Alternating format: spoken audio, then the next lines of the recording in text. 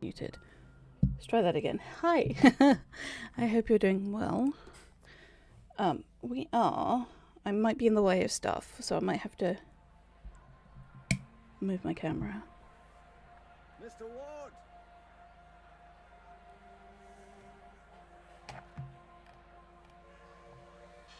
I'll waste no time, as there's none for wasting. I write from Blake Manor in Connemara. Yesterday, a guest went missing. A young woman named Evelyn Dean. Everyone here carries on as if nothing has happened. She has not left. Of that I am sure. Necklace, very pretty. This envelope contains £200. Please, sir, accept this money and come quick, for I fear she's not long for this world. A further £300 will be paid out if you find her alive. I know the west of Ireland might well be the far side of the world for its distance from you, but there's no one else to turn to. I hear you are an honourable man, a steadfast investigator, and, perhaps most importantly, godly. I pray for the girl that this is true.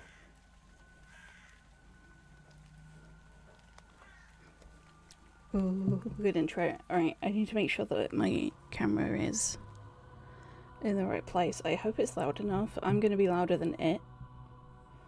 But I've turned it up as much as I can.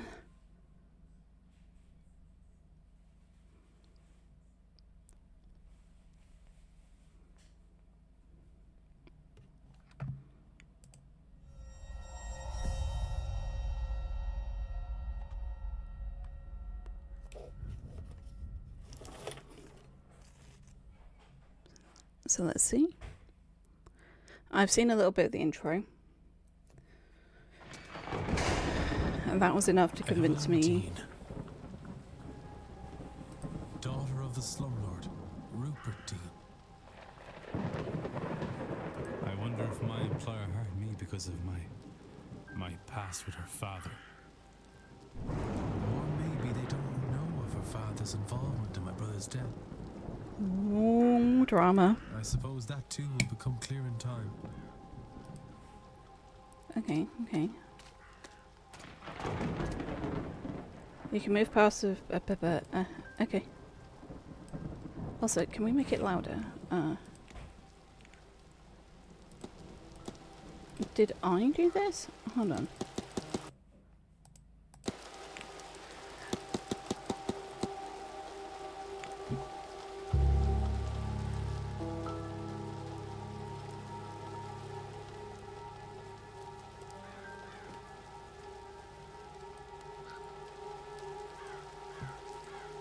Okay, maybe that's a bit better.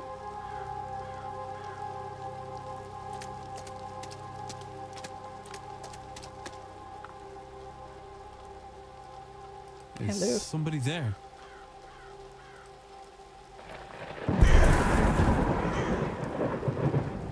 What in hell? Oh, that's quite...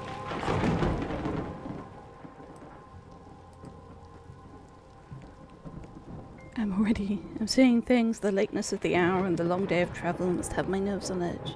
Still, perhaps I'll ask. Press 2 to access records. Okay. Examine your hiring letter, for example. Which was read out in the intro.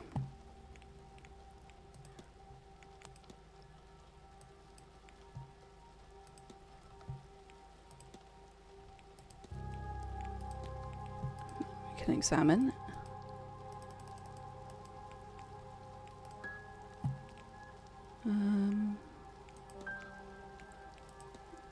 Okay. Can we have a look at... Can we have a look at the clothes? Oh, hold on. There's something in the fountain where I thought I saw the woman. A shawl? Can I have the shawl? Got a bad feeling about this place.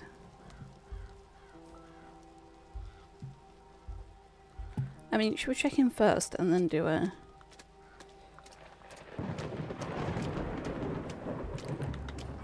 Okay.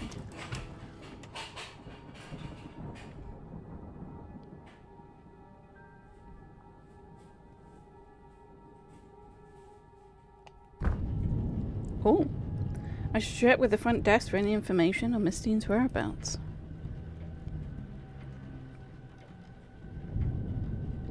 Time proceeds when we look and interact with stuff. You have until midnight tonight to resolve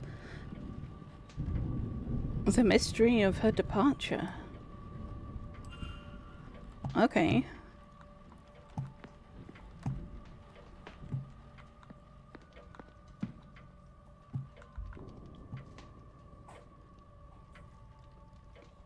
There's nobody around. I could ring the reception bell, or I could spend a moment taking in the place first. Press 1 to access the mystery map.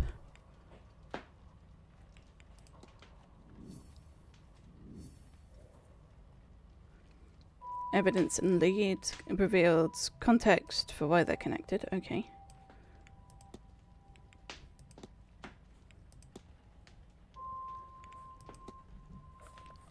Okay.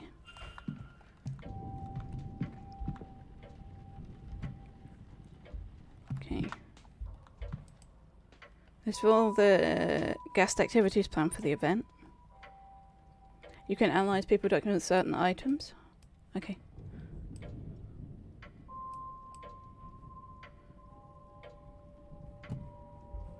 Ooh. Mass ball tomorrow evening. Silent dinner. Grand seance. Is that everything? Observations 3 of 4. Oh. Talks held daily in the drawing room. Okay. I don't think that's relevant to the stuff right now, but...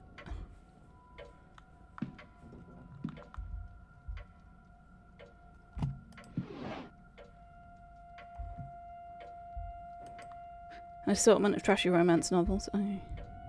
What's this newspaper? 3 years ago, the carriage accident that resulted in the death of the Marquess' wife. Why are they keeping it in there? I'm just gonna...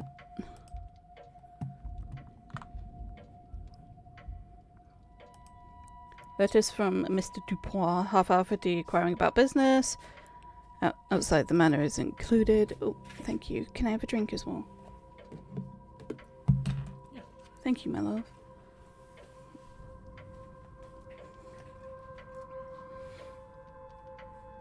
Okay, so we can... I don't know why that gave us the option to navigate between options.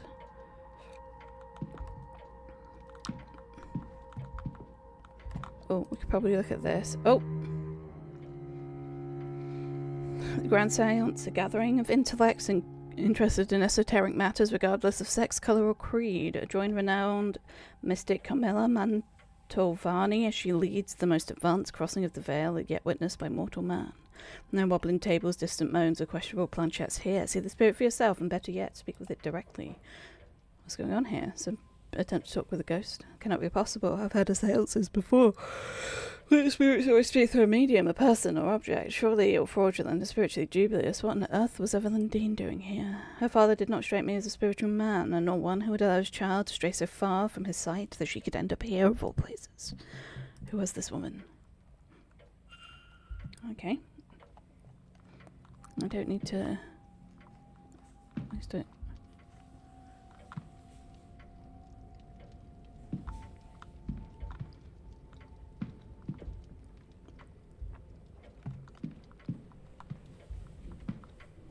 Okay, shall we ding the bell for it?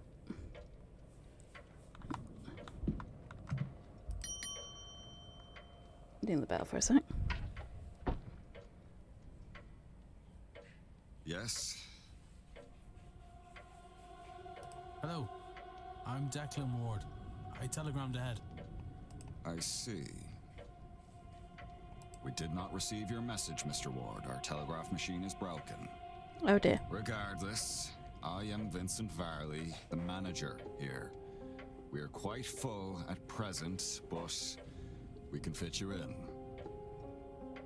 I'll send words that her room should be prepared, and I'll show you to it as soon as is possible. It shall be no later than midnight. But first, we require our guests to sign in, if you would. Oh, it's sign in time. That's a big book. Okay. Got one here. Emma and Dean signed into a registration book a few days ago. There's a lot of names here all signed within the last week, more than I thought there'd be. Excluding myself and Miss Dean, there are 17 others currently staying in the hotel. A record of whoever departed. I notice Miss Dean did not sign out. Only one guest signed with an X, meaning this gathering has unusually high literacy rates. Person X, Father Lorcan Sinnott, signed in after Miss Dean reportedly went missing. I'll also sign in. I see you are busy for somewhere so remote, though it seems quiet around here. I mean, it's nearly midnight. What the fuck? The seance has brought a great many visitors, it's true.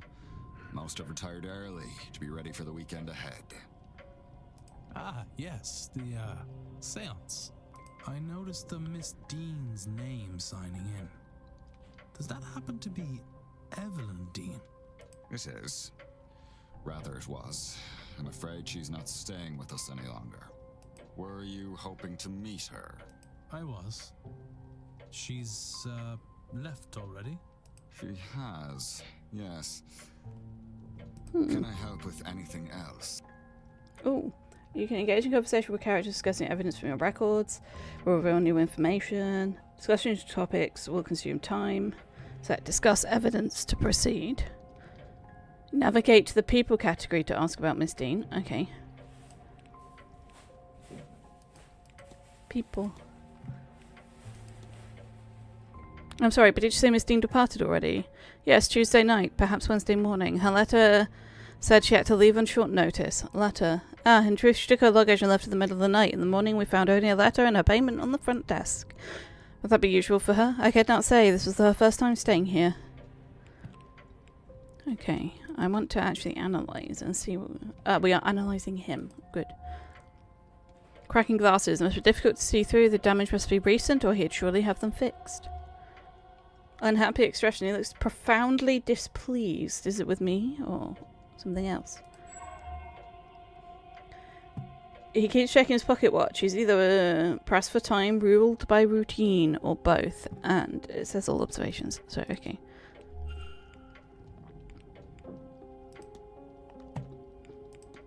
Okay.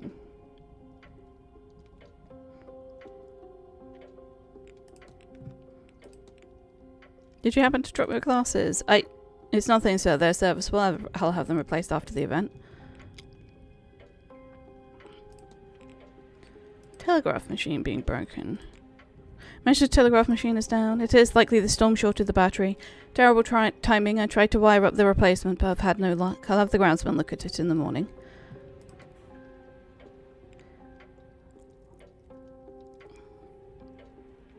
I don't think asking him if he's unhappy is going to be a good idea. So that's... Sorry about the late hour. It's just time for the journey. Happens often enough. They're usually not so late in the day. Our driver knows the routes well. He should shorten your return trip. I'll keep that in mind. Thanks. May deposit your luggage on your rack to the right. A porter will then bring them to the room when ready. Okay, I think that's everything. Nothing else. Thank you. Then please wait here. The staff will prepare your room, and I'll be back to show you to it shortly. Now, if you will excuse me, with the telegraph machine broken, I have delivery orders to write for the morning. If you need me again, you know how to summon me. Okay. So Miss Dean was here but left. Her day of departure just lined up with the letter I received. It would be good to see the letter she left behind. As my cut-off for investigating is midnight, I should get to move on. By exploring interact. Ooh, space to enable detective vision. Huh. Now, this is the bit I have seen. They look important. I'm just gonna yoink. Self rota for the next few days. I recorded the movements in my timetable in case it proves useful. Oh. Is that everything in the desk? Okay. Oh. I meant to... luggage room. Cloak room.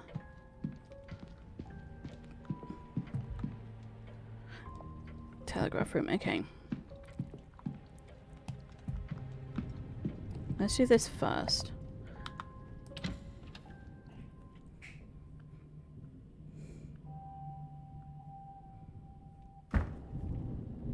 Faint smell of burnt paper in the air in here. Oh, that's still the wrong button. Okay. Use type incoming messages for the guest. Writing supplies, I guess.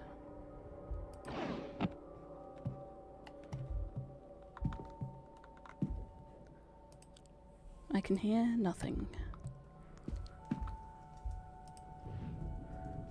Okay, somebody was trying to follow these instructions, but what's the required output voltage? Hotel primary means of communication with the outside world. Apparently the battery is dead, it requires 6 volts.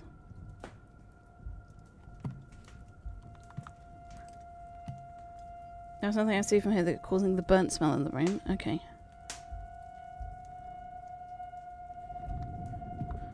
That's what I wanted to check.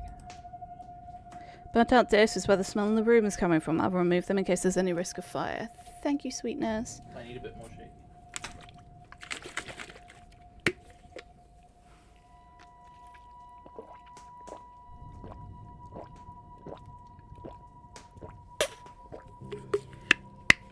I do also have food for breakfast. I just wanted to drink first.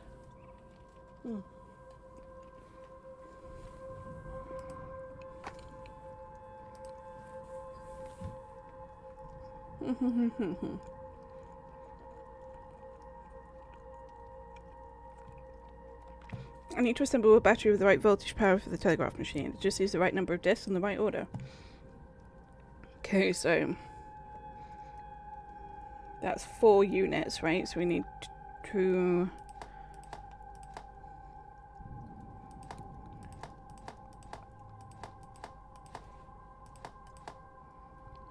We've lost how many? That's 4. 5. 6. 1, 2, 3, 4, 5, 6. Oh.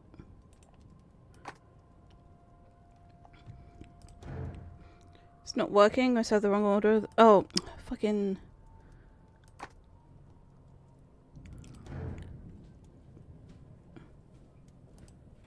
Let's try again. So, copper, electrolyte, zinc. Copper, electrolyte, zinc. Copper, electrolyte, zinc. Copper, electrolyte, zinc. That's 4. Copper, electrolyte, zinc. Copper, electrolyte, zinc. Test. Oh! I probably misclicked on one of them.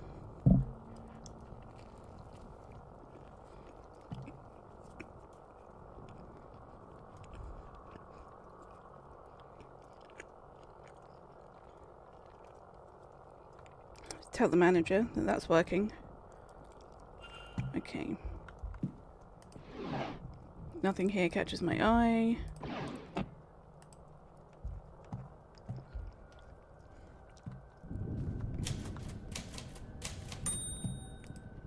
What was that?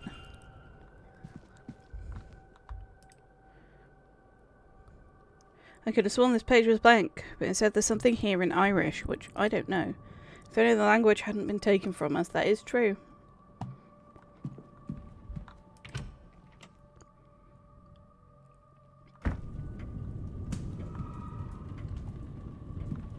Did you see that? Did you see the thing? Oh, that's really cool. Oh, I don't want to go there.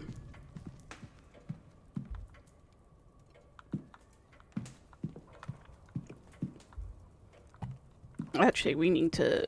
We're on a time crunch. We need to summon him. And get him there, which is where I assume he's keeping the letter. May I be of service, Mr. Ward?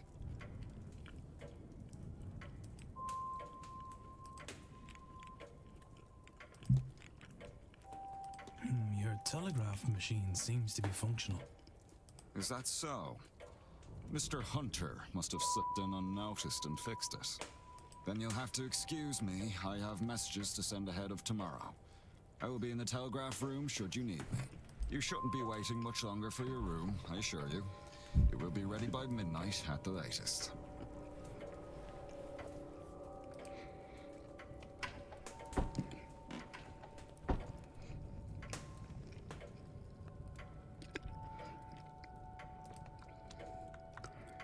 Okay.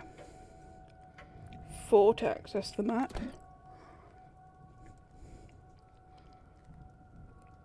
This is me, this is him. Okay. Let's fucking go!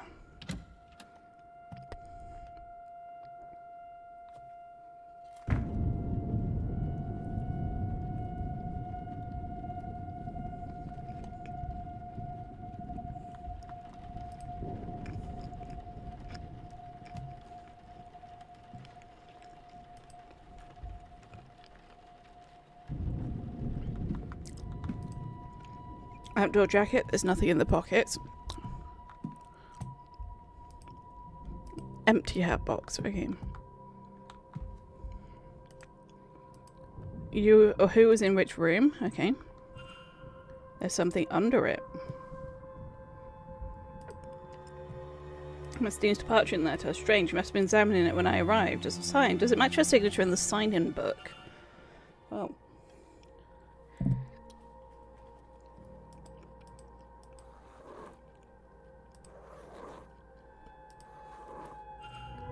Oh, there are 3. Okay. Signatures are close, but they don't match.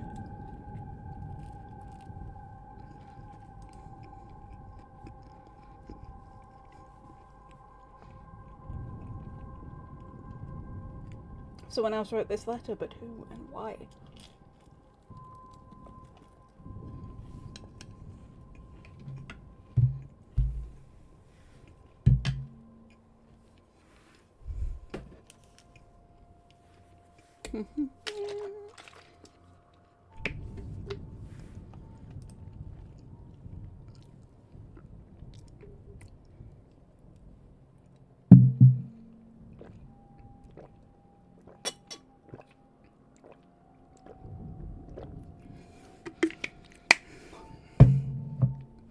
I've got enough letters for a hypothesis. Oh.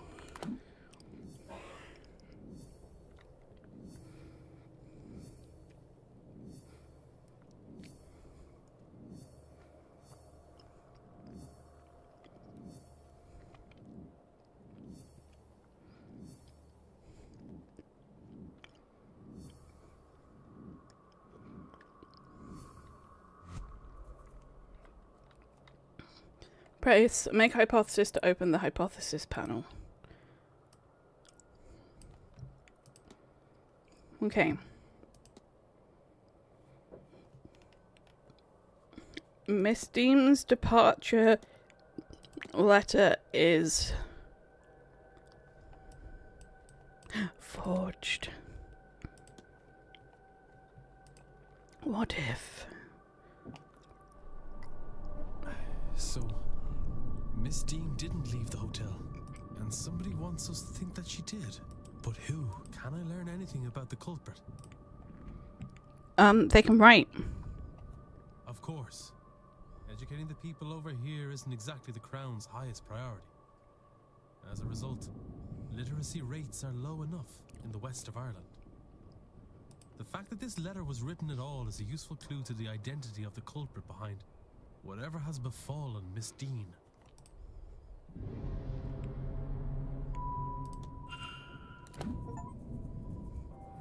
Oh! Facts about the culprit. By completing the hypothesis is critical to advancing the mysteries and finding Miss Dean. As each successful hypothesis will reveal facts about the culprit. Information you know about the culprit will appear on the panel on the left. Use it as the story unfolds to eliminate suspects on this screen. Okay. We don't know people, but... Oh. I don't want to investigate him right now. Mr. Ward, your room is ready. Oops. We don't want him to know that we were in here. Don't worry, I was just taking in the lovely weather.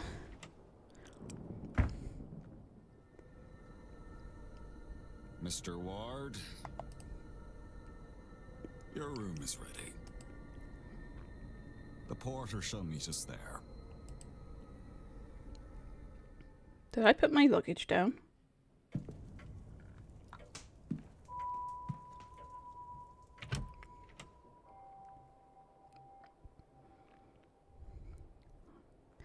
I think I still have my luggage.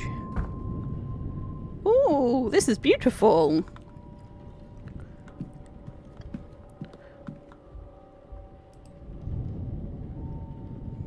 Strange contraption. What its function is? What is it measuring? Okay, so you're gonna get pissed at me for having a little looky. Jonathan Blake, the owner of this estate, painted here with his young son Walter and late wife Mary. Oh, poor thing. Intricate display, though it lacks the Blake family crest. Perhaps it is a trophy.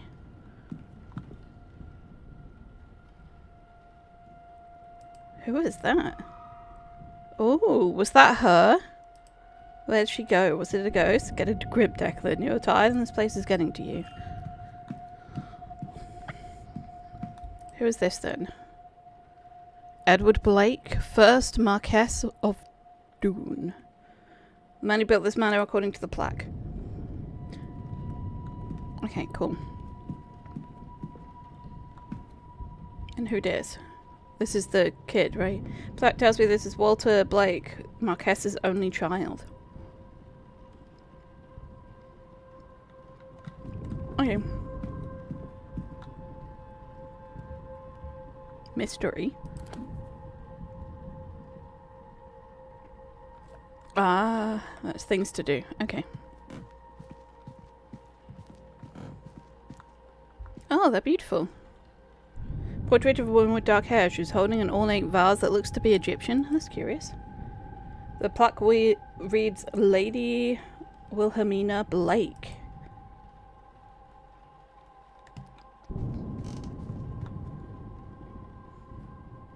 This room's yours, sir. Number 4. Sweet.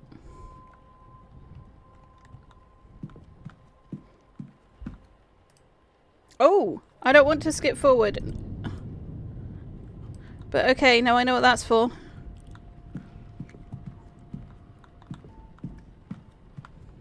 All of these are landscapes of little importance, apparently. Oh. Edward Blake, the founder of Blake Manor. His outstretched hand makes him almost Christ-like, although he was anything but a saviour figure. Doors, doors, doors, doors, doors, doors, doors, doors, doors. It's oops, all doors. Oh, let's analyse the porter. Oh, he's Sleepy Bean. Sunken red eyes, as if something is irritating them. Unusual Celtic cross. Celtic cross, though somehow seems different from many I've seen. Shaky hand, seems to be suffering from some kind of tremor. I have time. Hey, bud. Well, this is your room, sir. Breakfast is served at 9 a.m. in the East Wing dining hall. East Nice Wing. chance to meet your fellow guests, that. Anyway, sleep well and all that. Oh, I don't get to talk to you. Okay.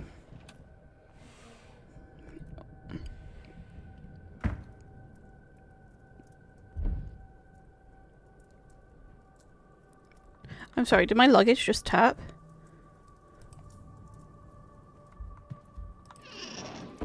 Little of interest in me to me there. I doubt I'll sleep well knowing this damn thing is lit. Yeah, that's fair, I wouldn't sleep with it Violet horns. Unsure where this beast is from. Did you look at the little vases? Nope. A fine gramophone, not the kind of thing I was expecting to find in my room. Stranger still, it does not come with any recordings. I look and I feel exhausted. Nothing here catches my eye. A guide to local flora and fauna, although the locale in question seems to be the north of England. A little far away. Nothing of note in here. Anything else?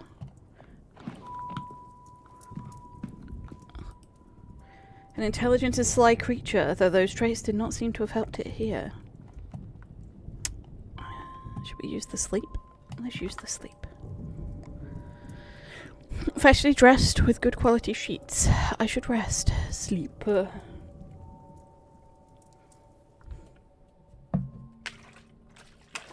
think there was more I could investigate in the manager's room, but... Oh, hello. I'd like one of those for my wall, please.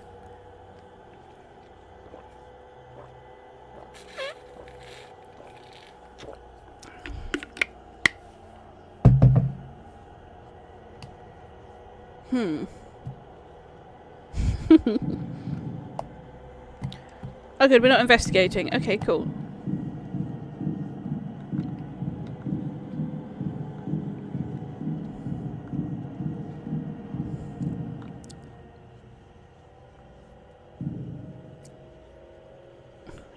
Oh,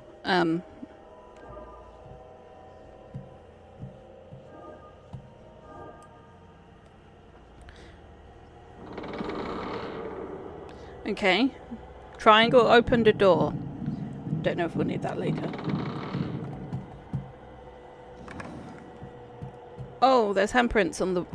there's handprints on the windows. Oh, now we're getting complicated. Okay. I could use my melt... Oh, no. Along the...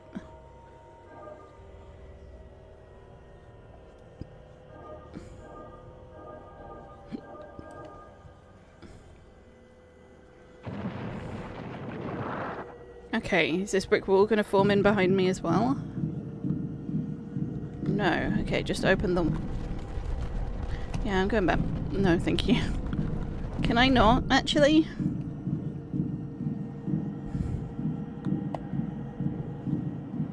This seems ominous.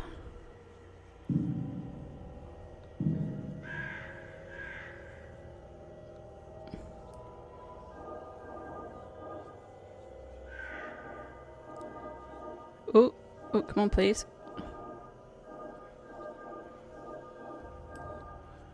Okay. It's from the title screen. Oh, it's angry and it's from the title screen.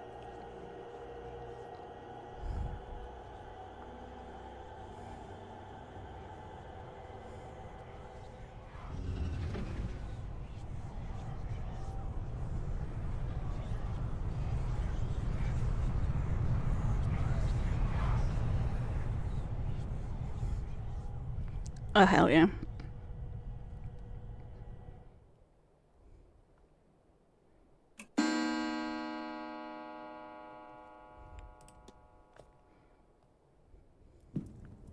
Oh, my head. I don't feel rested at all. What was that dream? So vivid. Despite my tiredness, I've woken with a new eagerness to attend this evening's seance. Given I only learned about the event last night, I find that odd. What on earth was that?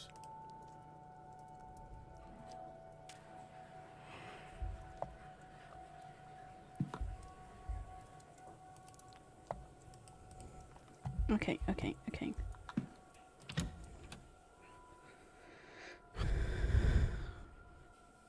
The next day, Saturday.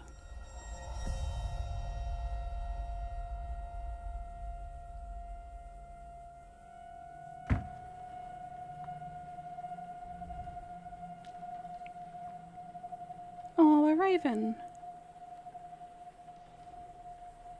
How fast must it have been going to break through like that, Mr. Hunter? Hard to say, Mr. Sham.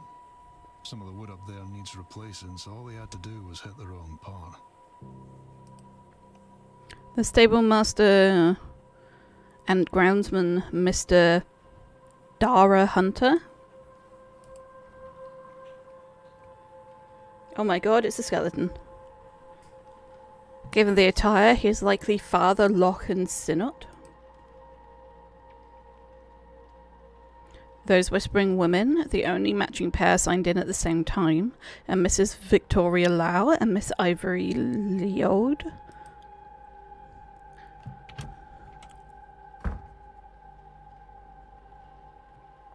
What is happening here, Mrs. Joyce? Myself and the Marquess were in a meeting with Miss Mantovani. Thank you for all identifying yourselves, I appreciate it. Oh, sirs, it were a crow. Poor thing was dead on impact. Oh, you have a weird cross. But don't you worry, we'll get this cleaned up in no time. Caitlin Joyce, the housekeeper.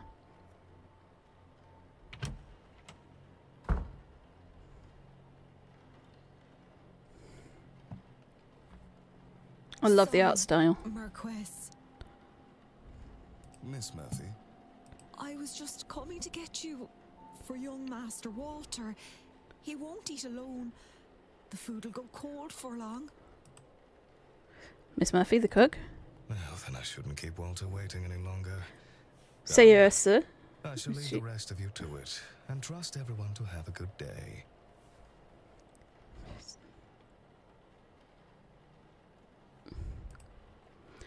The Marquess of Jew and Jonathan Blake. Would that be the boy in the painting by the master of the house? I mean, we knew that. We knew that. Okay.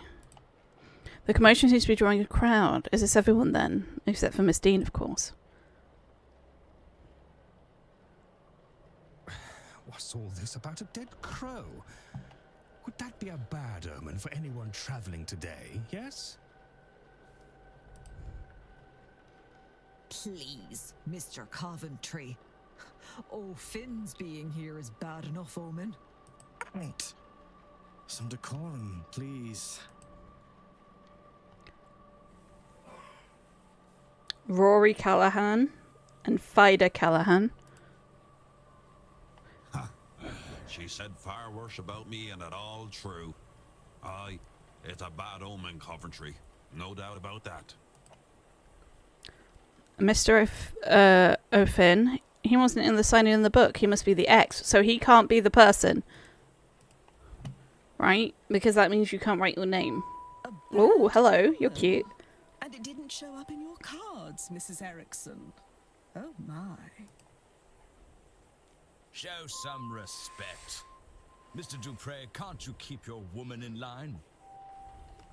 Or is your dynamic the other way around? Mrs. Darcy is not my woman, Mr. Scarrett, nor am I her man. We are people and belong only to ourselves. Oh, fuck yeah. Actually, the cards are more of a tool, a guide. They reflect. Is there a need to prove yourself, Mrs. Erickson? Huh? I can read Toussaint. Etienne Toussaint.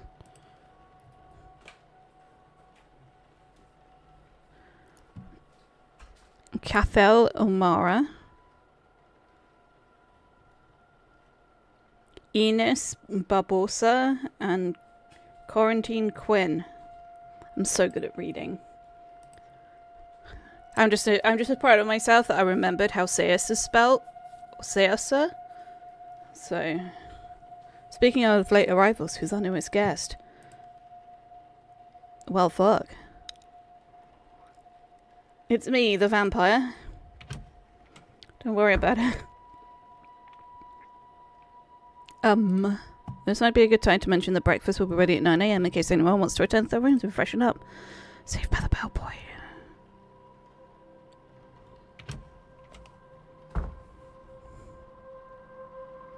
One of those people must be behind Mr. Dean's appearance, but who are they? They're all here for the seance, and some of them know each other. Do they all know each other? Am I clearly an infiltrator? I can't think on that too much or I'll grow paranoid. All I can do is the job. Investigate her vanishing and probe into these people. One of them is behind it, and the more I learn about them, the reasons for being here, the best chance I have of finding her. I should make a record of their movements. It might be helpful to know what their plans are and when their rooms are free.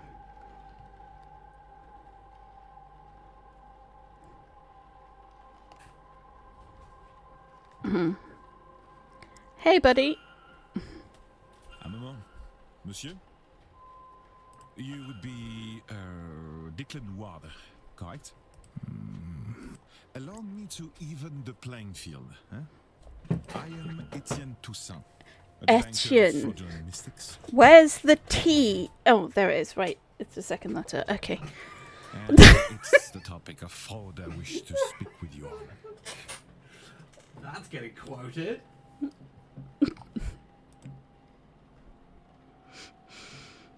Well, let's analyze this man. Okay, what we got? We've got... He wears glasses. Okay. We got this. Society of Fiscal Research. Okay. Notebook. Oh, there's only 2 pieces of evidence. Okay. Okay, let's discuss evidence.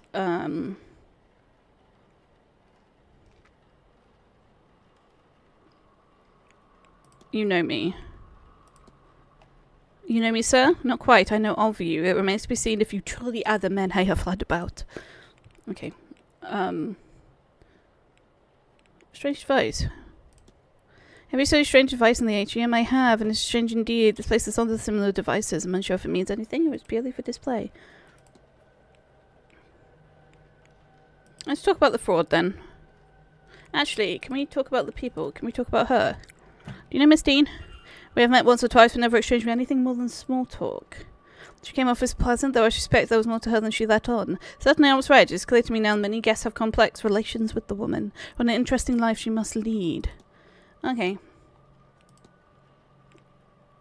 Let's go to... You want to talk about fraud, my good bitch? Such a fraud must be easy work in events such as this. In what way, monsieur? It is a seance, surely. Everyone involved in the running is... It is a charlatan and the rest naive fools. Au contraire, monsieur. Many of the guests are true magical practitioners. In gatherings such as this, there is like to be somebody looking to take advantage of the more vulnerable attendees. Those who merely believe.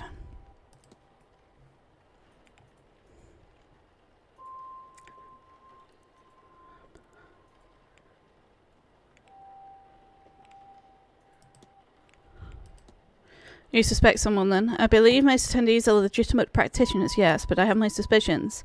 My intent is to gain proof that will discredit them. Attendees and staff have their own problems to be solved. Some of these mysteries will help you uncover more about the relationship with Dean and their own reasons for attending the seance. You have gained enough to solve Mr. Toussaint's hypothesis. After solving the hypothesis, confront Mr. Toussaint and find out what deductions have revealed. Okay. So, if I form a hypothesis... And this is just from talking. We get to do this really satisfying animation, by the way. Okay, let's do some thonking. Mr. Toussaint's goal is to coerce me into investigating a guest for fraudulence. There's not many words in there. Ants. Yeah, it's like the title of the game. Séance. Oh. I know what happened here. It seems Mr. Toussaint is here on a witch hunt and intends to force me to his side. I should confront him about this.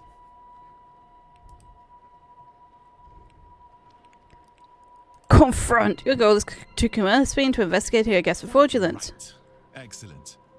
I had planned to do it myself, but once I saw you, I knew you would have to help, Detective. So, you do know who I am? Indeed. I am an investigator of my own sort, you see. It would be foolish of me enter a new country and not read the papers, n'est-ce pas? Yeah, I mean, I read some of the papers while I was here. So... As for my own investigation, I have focused on Madame Hazel Erickson. I'll get to the heart of it. She's an out-and-out fraud. About this, I have no trace of a doubt. But I believe alone is not quite enough. I still lack evidence. Here, take this key.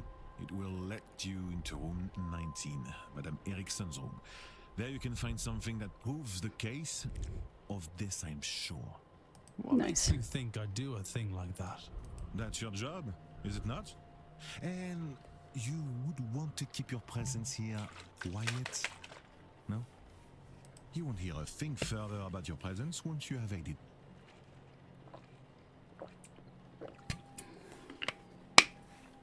Coercion, let's go!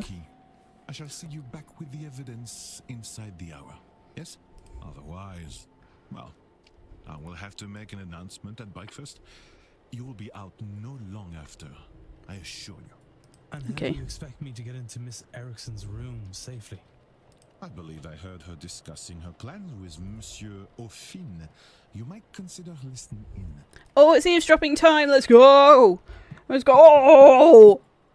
Eavesdropping! You can eavesdrop in private conversations to discover more clues. Eavesdrop, please. I'm sorry, sir, but do you have a pen I can borrow? There's so many Eves in here. I'm dropping them all. No use for one. Jewelry is an oral tradition, so I never got much into the writing. Alchemy served me grand for my purposes. Do you want my chisel?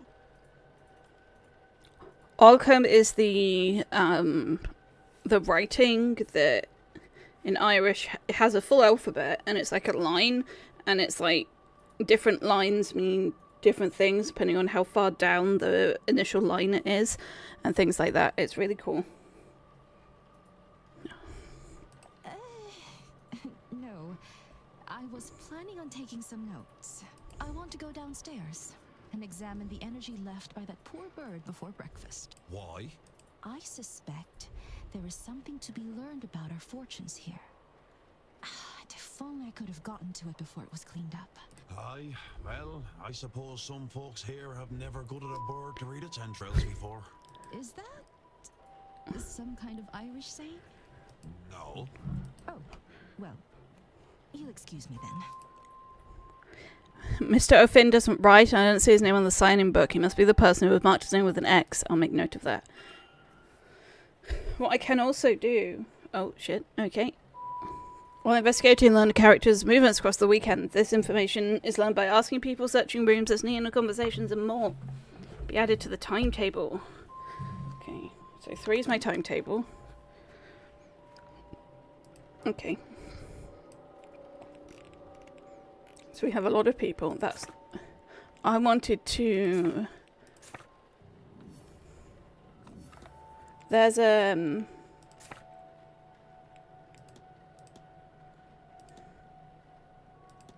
how did I get to the...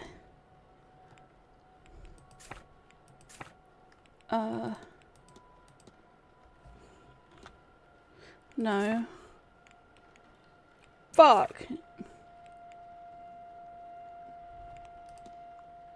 No. How do I get to the... Oh, this room. This one. I accidentally hit escape. This is what I want. So, it can't be him. He cannot write in English. So it can't be him. Can I cross him off? Okay, well. He's looking at me. Hey, sup? Is it 19? 18. 19. Can't hear anything. Doesn't seem like anyone's inside. Great. Can you let me in, please? Right. It's Sleuthin time. Okay. So what can we look at? Okay, there's not many things. Ooh. Okay, a chest. Attendees list. It says target's Mestinium's name is circled. Oops. Okay. What combination for this, I wonder? So it's 4 letters, okay. Ooh. Remains of a letter from a contact telling her she is magically void and cannot learn magic, no matter how hard she tries. No wonder she burnt it. Angie Bean. Miss Erickson scheduled for the weekend. I've noticed her movements in my timetable. Assortment of clothing. Okay. Close the drawers. Make sure she doesn't know I was here. Oh. Clothes. A dress bedecked with beads and sequins. Surely it's for the stage. Okay. Okay. Anything in the rubbish? No. Dressing table. Open. Was this a mixture of morphine and scopo? I mean, I've heard of this concoction being used to sedate people. Is it for her own use or something more sinister? Book by Mr. Toussaint, Frauds and the Methodology Volume 2. There's several pages bookmarked. Okay. That just closes, right? Yeah. Oh, shoes. Average size shoes. What? Wait, hold on. What fact did we uncover? What about her shoes?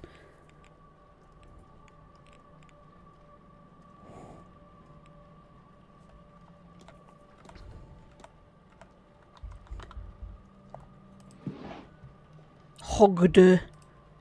A book of the Hermetic Order of Golden Dawn, a spiritualist society. Okay. I want to look at some of my evidence, actually. Documents, here we go. Burnt paper, what did this say? The page or pages must have been burnt along with the rest of this page. You have tried, we have tried. For years you just cannot train what is not there. It is just the way of things. Why magic is not for you, not in you, is beyond me. But I have read of other pariah before. But you are the first I have ever met. Perhaps it's a blessing to be free of this burden. Many people live good lives not knowing magic is real. I am sure you can learn to be as happy as them. It is time to give up. This path is not for you. Oof. List of names. Okay. So, that's the only kind of code I've found, right? Tarot deck. Standard deck of tarot cards. I can't see anything special about them. I'm running out of time to find Mr. Toussaint. Yeah, shut up. Okay. So, let's try the Hogd thing. Does Hogd fit in this? Oh, there is a H, and then we can see the O. Is there a G? Yeah. Is there a D? Hogd. Fuck yeah. It's clearly special to her. There's some ancient looking pages. Illuminatus Magicis Consumerado, I believe, is how not to pronounce that. Oh, a heart. Magic resides in the heart of the user. Consume it and you will take their power. Oh, God. Place a sedated victim inside the ritual circle. Okay, it's all going well. Candles, knife, bog oak, everything required to carry out the ritual. But who? I cannot risk picking up another pariah like me. It looks to be a ritual to eat the heart of a person and steal their magical abilities. Good God, she can't honestly mean to go ahead with this. Candles. Rich red candles. Something about them leaves you feel uncomfortable. Small stones with runes rustly carved into them. Let's just... Okay. Is that all we need? Let's go talk to What's His Chops about this then.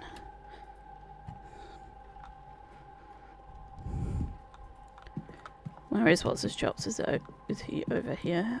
Hi, dude. Hey again. Hey, what's your chops? Hello again, Monsieur Ward. Can I help you? Discuss evidence. We'll do this first. We'll just start from the... I discovered a list in a room with the names of the guest on it. Interesting, but it didn't prove anything in itself. A list of marks for her fraudulent ways. A list for something more. Who can say off this alone? Your name was marked off. How insulting! A list of people she does not like, maybe? Evelyn Dean's name was circled. At the top was written target. Interesting. Speculation, yes. But perhaps it is that I do not use magic, whereas Mademoiselle Dean, she is rumored to be a studied woman. Burnt paper. I found a scrap of paper indicating that Mrs. Erickson is a pariah. I thought it might interest you. It does, but a scrap, you say? Is the page complete? Is she named on it? She is not. Then it will not suffice. I do not think we convince anyone it isn't a forgery, however real it may be. Ritual pages. I found a ritual in a room. It talks about eating a person's heart to steal their magical ability. Surely this is nonsense, sir. Such a thing cannot be real. Once more, she cannot intend on doing this. That is ominous. Rather too ominous. Certainly such rituals exist. Do they work? I cannot say. Would she do it? Madame Erickson is a fraud, monsieur, but I have trouble believing her capable of such a deranged act. You will no doubt find many here studying strange things, but reading a book on sacrifice is not the same as performing it, correct? If we were to know her plan, and not academic in nature, then she would need to confess. She is unlikely to confess to me, but to you, perhaps. Didn't she also have the stuff to do the ritual? She did also have the stuff to do the ritual. Read about it. Yeah, fine. She's got the stuff to do it. Well, yeah, but maybe she's studying the stuff to do it. We don't know. Right, let's go see. Let's go see. She's just going to study how the ritual goes. She's going to study how the heart tastes. Yeah, you know. Let's analyse first.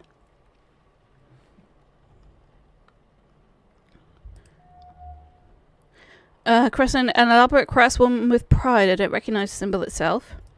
It's only on the book of the thing we just studied. Don't worry about it. Costume jewelry is the thought worn by spiritualists and show women. Oh. Nervous energy. She hides it well, but she seems uncomfortable. For what reason? Hey, bitch.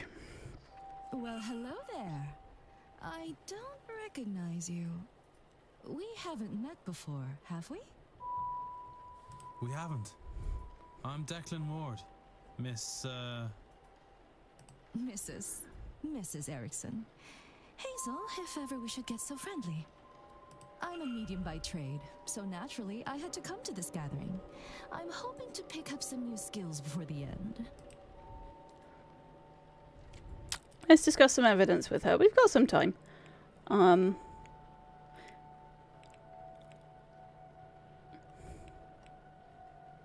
Hey! So, do you think there could be a ritual that would allow a person to steal magic from another practitioner? How could you... No, of course not. I wouldn't know, Mr. Ward. I communicate with ghosts, but I have no business with such rituals. I've heard it said that people are simply devoid of magic. Have you heard of such a thing? Pariahs, yes, I have heard of this. People for whom no amount of magic... no amount of training will open the third eye. It's dreadful, unfair even. What do they do to be cursed so? Like, I'm sorry, are we dumb? Do you know anything about the Hermetic Order of Golden Dawn? I do. Do I? I sure hope so. Let's see, what can I tell you? We're a society of those interested in magic, especially the divine, what you'll hear called high magic. Right now, the Egyptian style is in fashion. The society is based in London. You should see about it, you know, if you ever find yourself over there. Why are you nervous, bitch? You're right, Miss Erickson, you seem uncomfortable. As if to comment on, and it will make me more comfortable. I'm fine, Mr. Ward, thank you.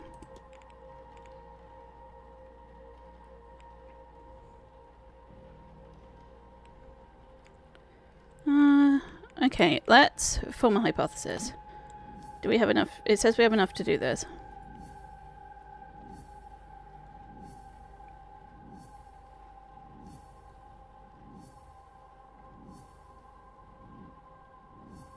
Oh, good.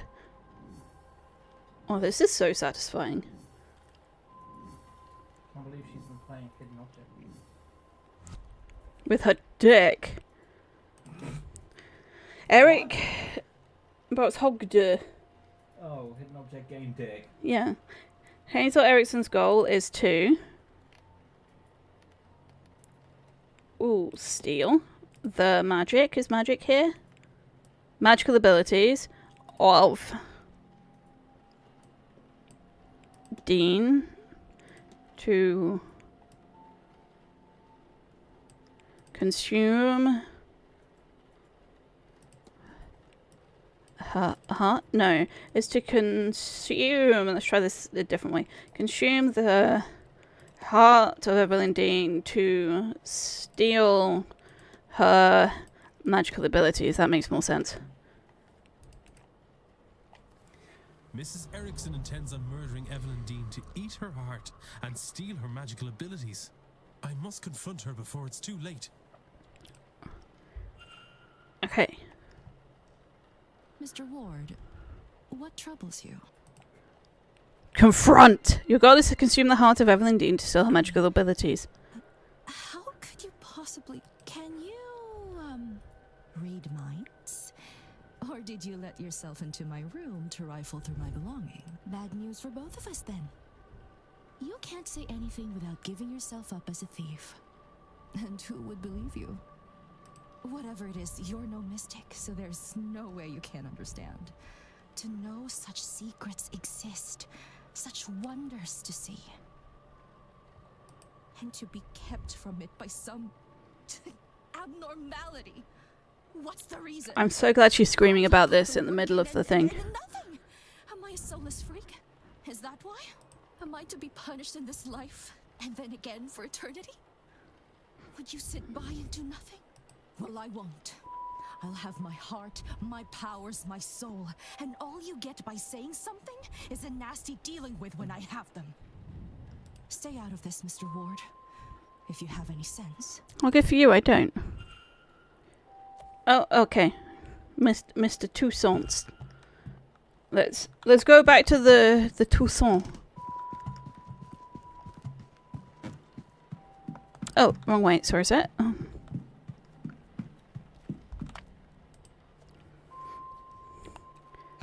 Hello again, Monsieur Ward. Can I help you? Discuss evidence. Confession. Discuss. Mrs. Erickson has confessed to me. Quite a gruesome plan. She is indeed a fraud. She has no magical powers. She seems to be incapable of using magic, in fact.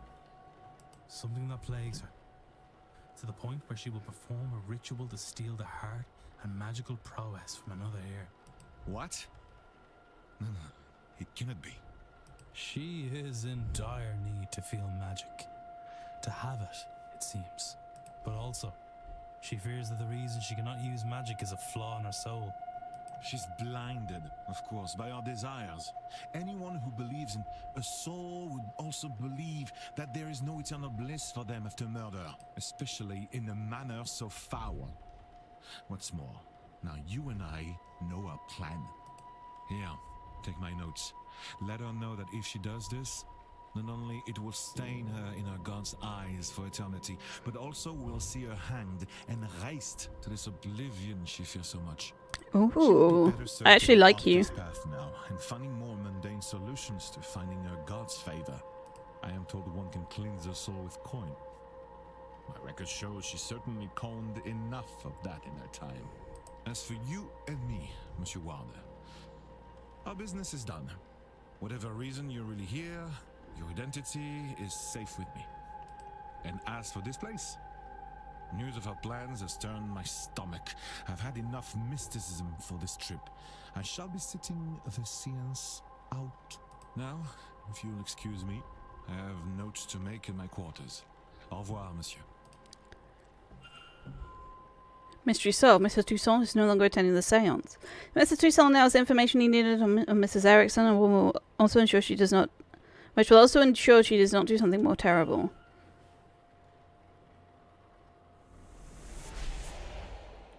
Oh shit.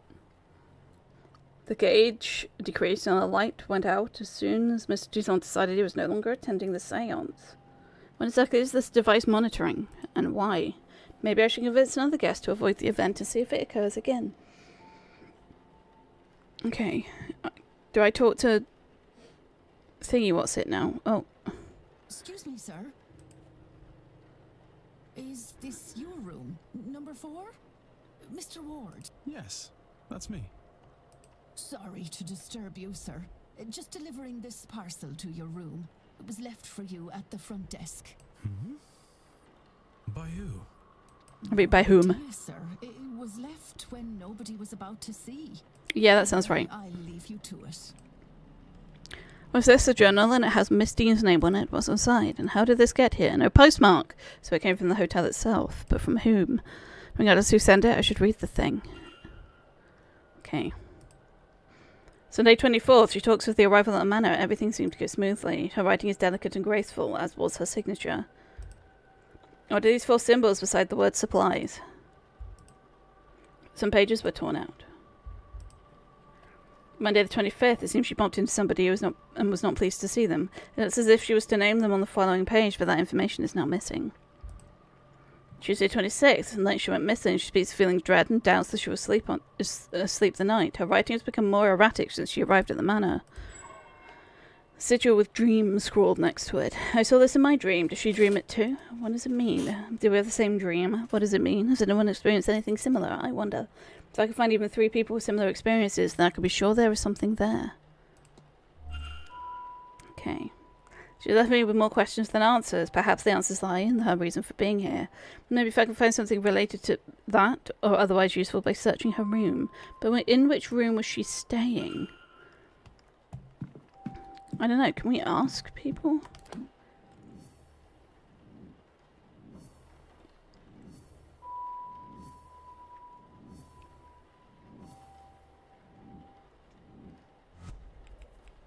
Oh, I still need to talk to her, don't I? There's still one...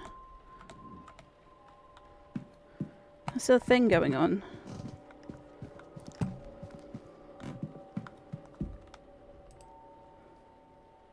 Mr. Ward, surely we have nothing left to discuss?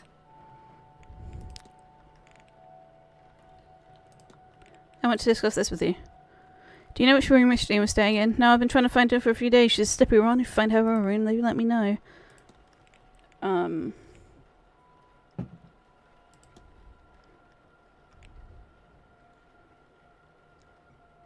Actually, does she have a timetable? Didn't she have a timetable? Do you have plans for the weekend? Sunday afternoon in the drawing room to commune with our fellows, don't you think, between talks? Miss Mohovanti's talk at 5 is the only one worth attending, so they want to attend. Skipping the one at 3 by I've already forgotten what it is, so I'll take an afternoon nap then instead. I want to get some rest in before the ball later, as in for Sunday. Oh yes, I was supposed to be in the church at 11. Lunch at 1, the doctor's talk at 3 might be a tad bit silly, but he's easy on the eye and I love the Irish accent. Don't think I'll have another talking me after that, so I'll nap at 5 instead. Otherwise I'll waste the day in the gardens and the mains, I think. Calm my nerves for the big event. I hear that's where they're holding it, you know, the seance. I can hardly wait. Mrs. Erickson, we need to talk. This had best not be about my personal affairs again. Why don't you do us both a favor, Mr. Ward, and stop interfering? What could you, of all people, possibly have to say to me? That's not a bad point. Perhaps you'll be more interested in what Mr. Toussaint has to say. Shall we go to your room then? Or would you rather discuss this in the open? Yes, my room, sir. Oh. So you've read the notes and understand your situation. Whether you face eternal damnation now is a point of debate. You assume that this is linked to this magical nullness you have. You may well be wrong. But if you do this, then you are locking yourself onto that path. And Mr. Toussaint will ensure your remaining days will not be easy. Magic or no. He's right. I'm a damned fool. I wanted so much to be special. To have what the others have. But now you have taken that hope from me. Maybe you will have saved my soul.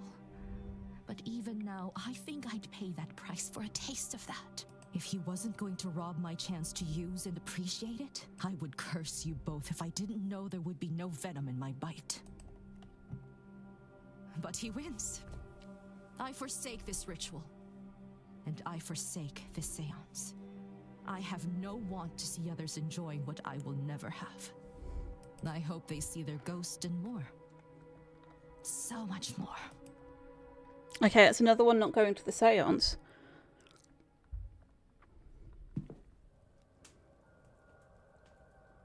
Now, I would really like to be left alone. I have a lot to think about. Sure, I don't mind leaving. Is no longer attending using Mr. Toussaint as a safeguard. I've talked Mrs. Erickson down. Great.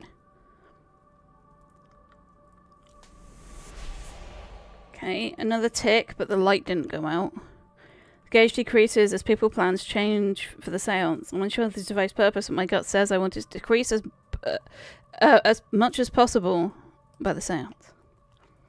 Okay. I would like to leave the room. Oh, I got the achievement Bounty Hunter. Nice. If the seance has the attractive light of Miss Harrison, then Miss Dean might be even more danger than I realised. I was able to make her see sense, but I doubt that's enough to spare her from her eternal damnation. She's a fraud, an unrepentant sinner, with no regard for harm caused by her pursuit of power. How many desperate people has she cheated to get this far? Can she atone for what she has already done? That is, if she even realises she needs to. Regardless, she's no longer my concern. Okay. Let's talk to him, because he's up here. Yeah. Analyze him. A crown. A crown, a roughly made crown of wood and leather. Ornate belt. This belt is quite eye-catching. Staff. The yew branch with the simplest of ornamentation, but he carries it proudly. Beard. Wild hair and beard. He looks to be living a hermit's lifestyle. Okay, let's talk. Ah, there you are now. Oh, I'm sorry, sir, but do I know you? No, I never said such. Just plainly, there you are, and you are. You have me there, sir. Sir, I'm no knight. I'm done enough in, and you can call me such. Domnall. Protector of these lands. Noted. I am Declan Ward. Also, not a knight. Good to meet you, lad. I take it that you've come for the seance. Ah, yes and no. I'm here because of the seance, but not for it. I have no urge to speak to the dead. I doubt they have much comfort to offer up. What interests me is those people who want to speak to the dead. How they intend to do it, and more, what they will be doing afterwards to clean up their mess. These rich people, they think because they force themselves on these lands they can do what they want to them? It won't stand. The land won't let it, and neither will I.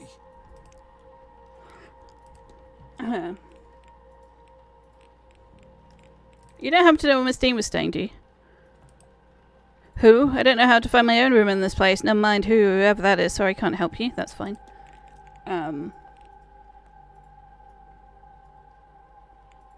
Nice belt. You have quite the ornate belt. Do you like it? I killed and skinned the deer myself. My cousin Connor helped me shape the tin. That man is fiercely handy with a ball hammer. You sport an uncommon look. The man is only truly free when he is free of the opinion of others. What does your staff signify? Ah, it signifies I'll bash you if you come near me or mine. Nah, you don't. No, you mind what they say. That's still plenty of snakes in Ireland.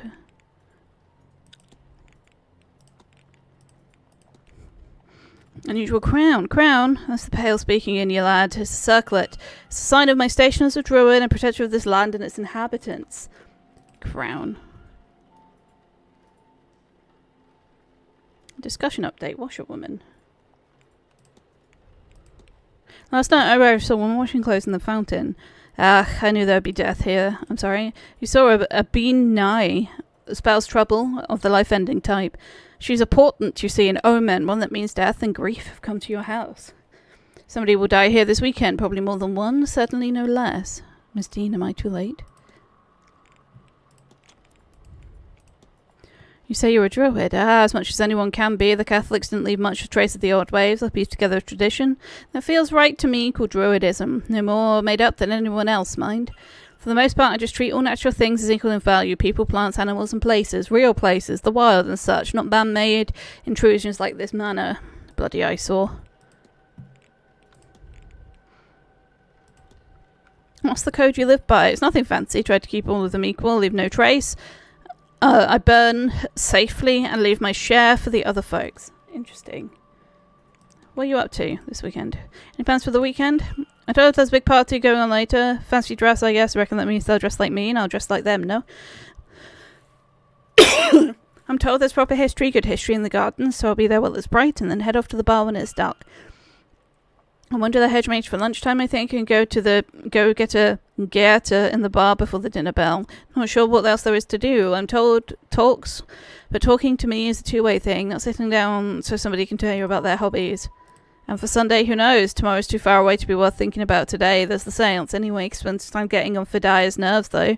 Fida's nerves, though. That's always fun. She says she'll be doing some work in the well after lunch. Might get to stick my face in and see how she's getting on. Have you had any strange dreams? Strange dreams. Funny you say that. I don't recall the kid dream, but I woke this morning with wanting to stay and wanting to get the hell out of this place. Sure, how am I meant to do both? I wouldn't say that's a direct match for the dream that Miss Dean and I had. It's close, but not enough. Okay. Only do something if you want, not because you should. Okay, we've talked to him. That's good, that's good. We have 5 more minutes to look at stuff, so... There's no one else up here, so let's check downstairs. I've lost the stairs. Okay, let's check downstairs, see if there's anybody else downstairs. There's you. Okay, we could have a couple of conversation topics with you. Mr. Ward, I do hope the earlier commotion with the bird didn't disturb your rest. There is breakfast in the dining hall from 9 a.m., located in the east corridor here, and your fellow guests will be giving talks throughout the day in the drawing room, located in the west corridor. Is there anything else I can help with? Miss Dean's room. She was in room. It seems I need to check my records. She had a southern view. I recall her complaining about the noise as new guests arrived. The way that matters now, she is gone, is beyond me. Okay, southern view.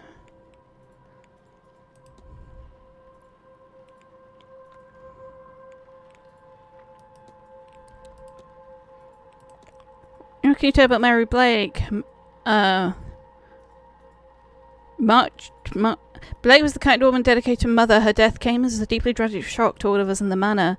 The Marquess and his son were naturally never the same. No doubt that's the reason the seance is taking place now. Okay. What are you up to? Would I find you by reception over the weekend should I need you? Neither here in the office for the most part, in which case ring the bell for my attention. There are a few exceptions. I'll be covering the bar for Mr. Doyle at 7 this evening, so if you need that time, that's where you will find me. And actually, I'll be overseeing the ball at 9 p.m. Then tomorrow, the silent dinner is at 8 p.m. All the staff will be in attendance. I will be outside to prepare you. Finally, the seance is at 9 p.m. and I shall be present. Okay. Hey, what about your strange device? What's the purpose of the strange device in the atrium? A meter for the event, something to do with the readiness for the seance. It was custom made with no expense spared. The Marquess, or perhaps Smart Avanti, could explain it better for you. Oh. I need nothing else, thank you. Certainly. Okay, breakfast. Okay, so they're perfectly willing to talk about it.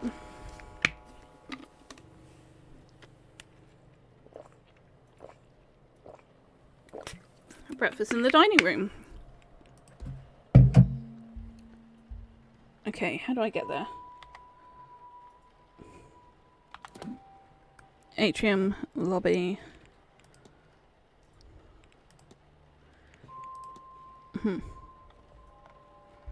How do I... That's for the ball. Library. Northeast corridor?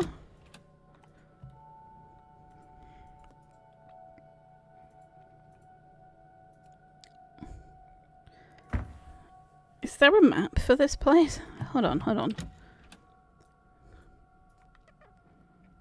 There's got to be a map somewhere, right? That I can just pick up. That's the drawing room.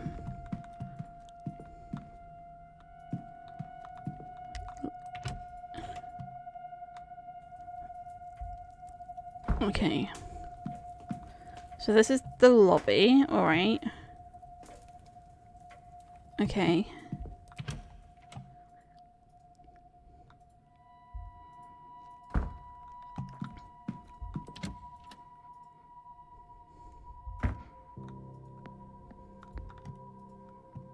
Okay, I'm not looking at that for now. Mainly because I need to find where breakfast is. West Tower. I don't think this is where breakfast is.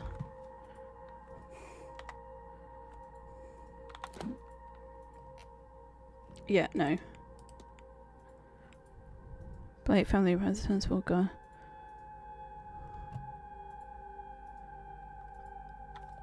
Okay.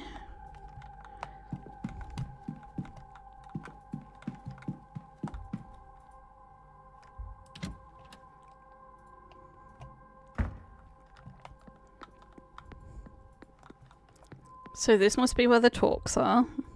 And that's why there's a lectern there.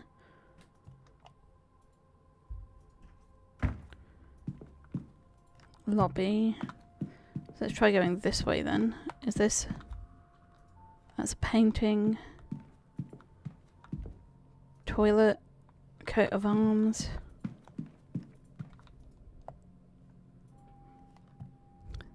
Just seeing if there's just a map on the wall. Okay. Well, this isn't where I meant to go. Oh, maybe it is. Library, okay. Atrium. Bar, garden, bathhouse, dining room. Contains bed linen and towels mostly. Okay, well, I looked. Dining room. Hello again, sir. You here for the meal? Mystery unlocked. Oh, sorry, sir. My name's Doyle. Seamus Doyle. Yeah. Me, sir.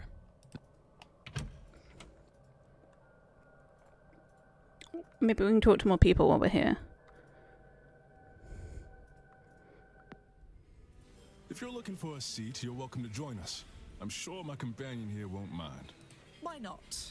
I'm being educated on the specifics of tomorrow evening's séance, and why, apparently, is so impressive.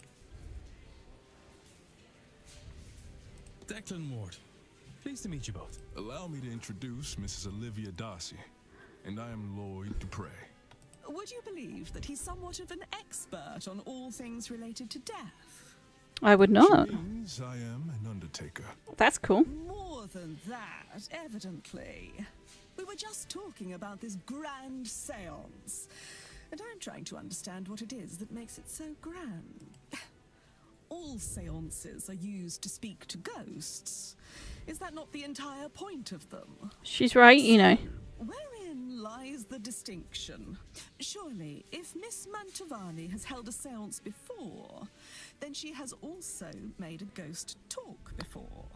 No, though I understand the confusion. We have gotten close to that feat, parallel to it, but direct communication has not been achieved. Seances are used to invite a ghost to communicate, and to provide a means for them to do so. In the most successful cases, the spirit speaks through the medium themselves. No. But those cases are debunked at worst, and uncorroborated at best. There is no way to prove beyond doubt that the medium did not make it up. Now, in any records of direct sightings, and this is true of my own encounters, the ghosts cannot speak for themselves. Miss Mantovani intends to... Okay, so we learnt a bit about that. Oh shit! Oh dear, I've made a right hames of this.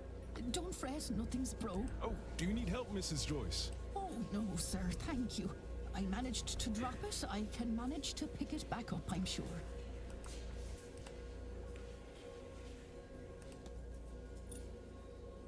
Because I'm taking the key.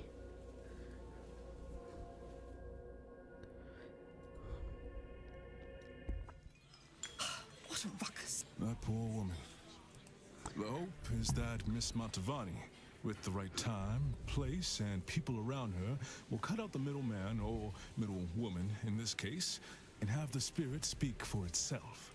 Is that really possible? Tomorrow night, the veil between worlds will be at its thinnest. And it's especially thin here, in this part of the country. Why? And the hotel.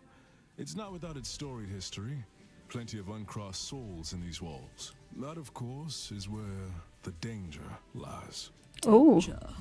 Spirits aren't to be trifled with. That gets forgotten sometimes. Huh? Ask about the danger. Danger attending the seance. I am putting my trust in Miss Mantovani. I don't believe she'll lead us wrong. We'll be fine, I think. So long as no one disturbs her workings. Perhaps I'll stand farther back from the proceedings than I initially planned. But I don't think I'm done with my questions, Mr. Dupre. I want to know more about your practice. After breakfast, would you join me for some air out front? Oh, we can go in their room. My pleasure. But I could have sworn... I'm sorry, Mr. Dupre. We will have to postpone that conversation. Of course, madam. I'll be in the courtyard, should you find time to join me. Okay. Let's go in there. Okay. Let's... it was... atrium. Right? No. Yes. And then we have room number 13.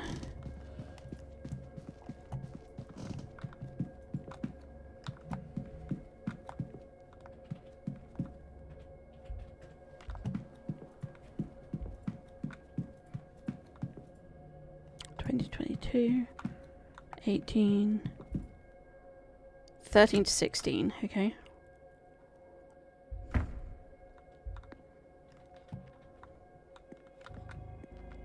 $16.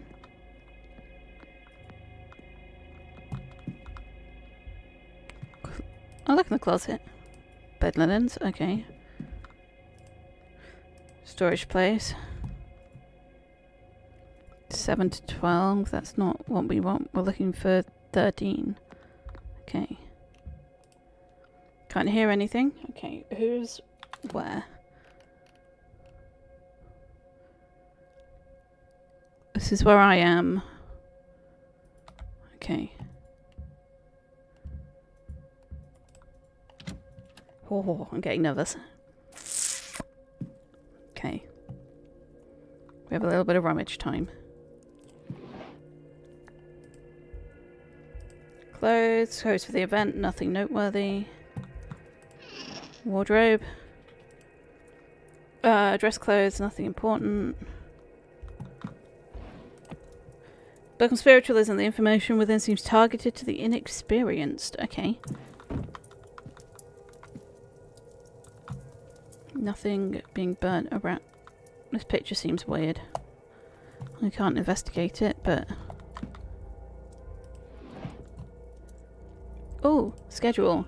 Schedule for the weekend. I have no term movements in my timetable. Brilliant. A Protestant cross? Okay. She is making about the event. They seem less academic and mature, more for a work of fiction. Vanity box. I don't... Is there anything in here I can... No. Rather racy letters to Mrs. Darcy's husband. They don't seem to be written by Mrs. Darcy herself. Does that writing look familiar? Are there any similarities?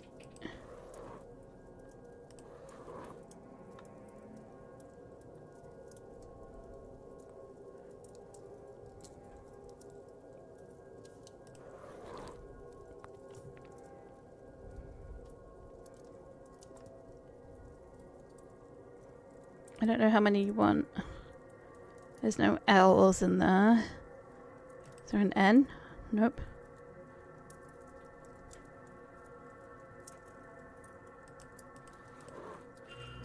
Writing matches. Mr. Dean is the author of these letters to Mr. Darcy. Darcy's connection with Miss Dean, one with an inbuilt motive. Ooh! Okay, okay.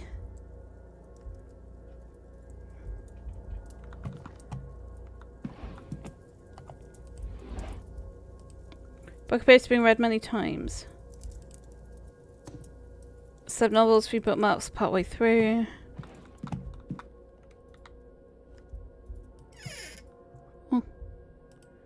Why on earth does Miss Darcy have a bottle of thallium?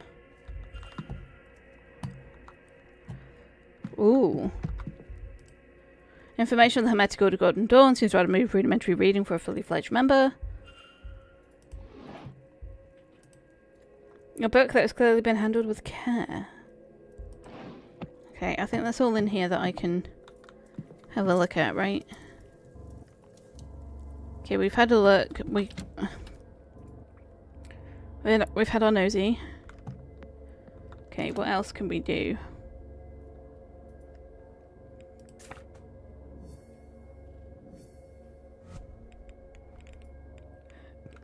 Okay.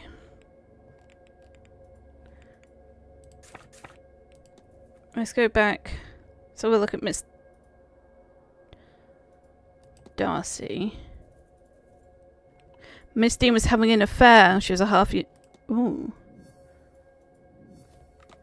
So we don't have enough to. Okay. We need to profile her. Okay. So I assume that she's going to, she went to the lobby, right? Atrium. And then we can go to the lobby, because then we can talk to her. And be there like, oh, I found your key on the floor or something. Or we keep it, one of the two.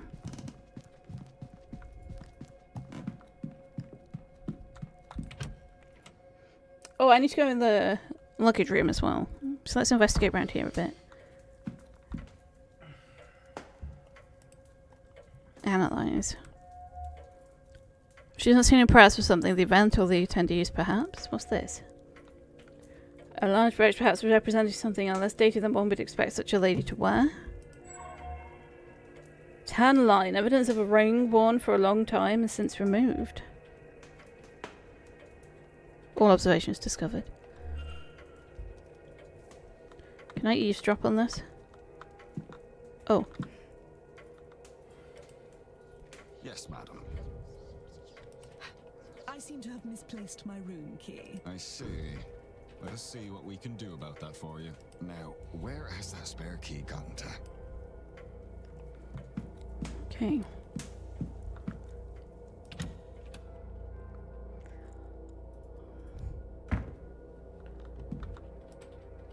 Emptied luggage of hotel guests.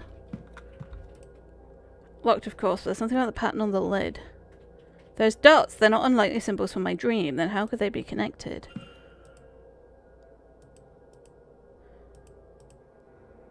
Can't I just do the thing? Okay. Oh, there's a... Everything I need to pen a letter? Okay. I heard an event, perhaps there seems to be something stuck inside. Fastened firmly to the wall. I can't get it out. We don't have items for that. Anything else? No? Okay.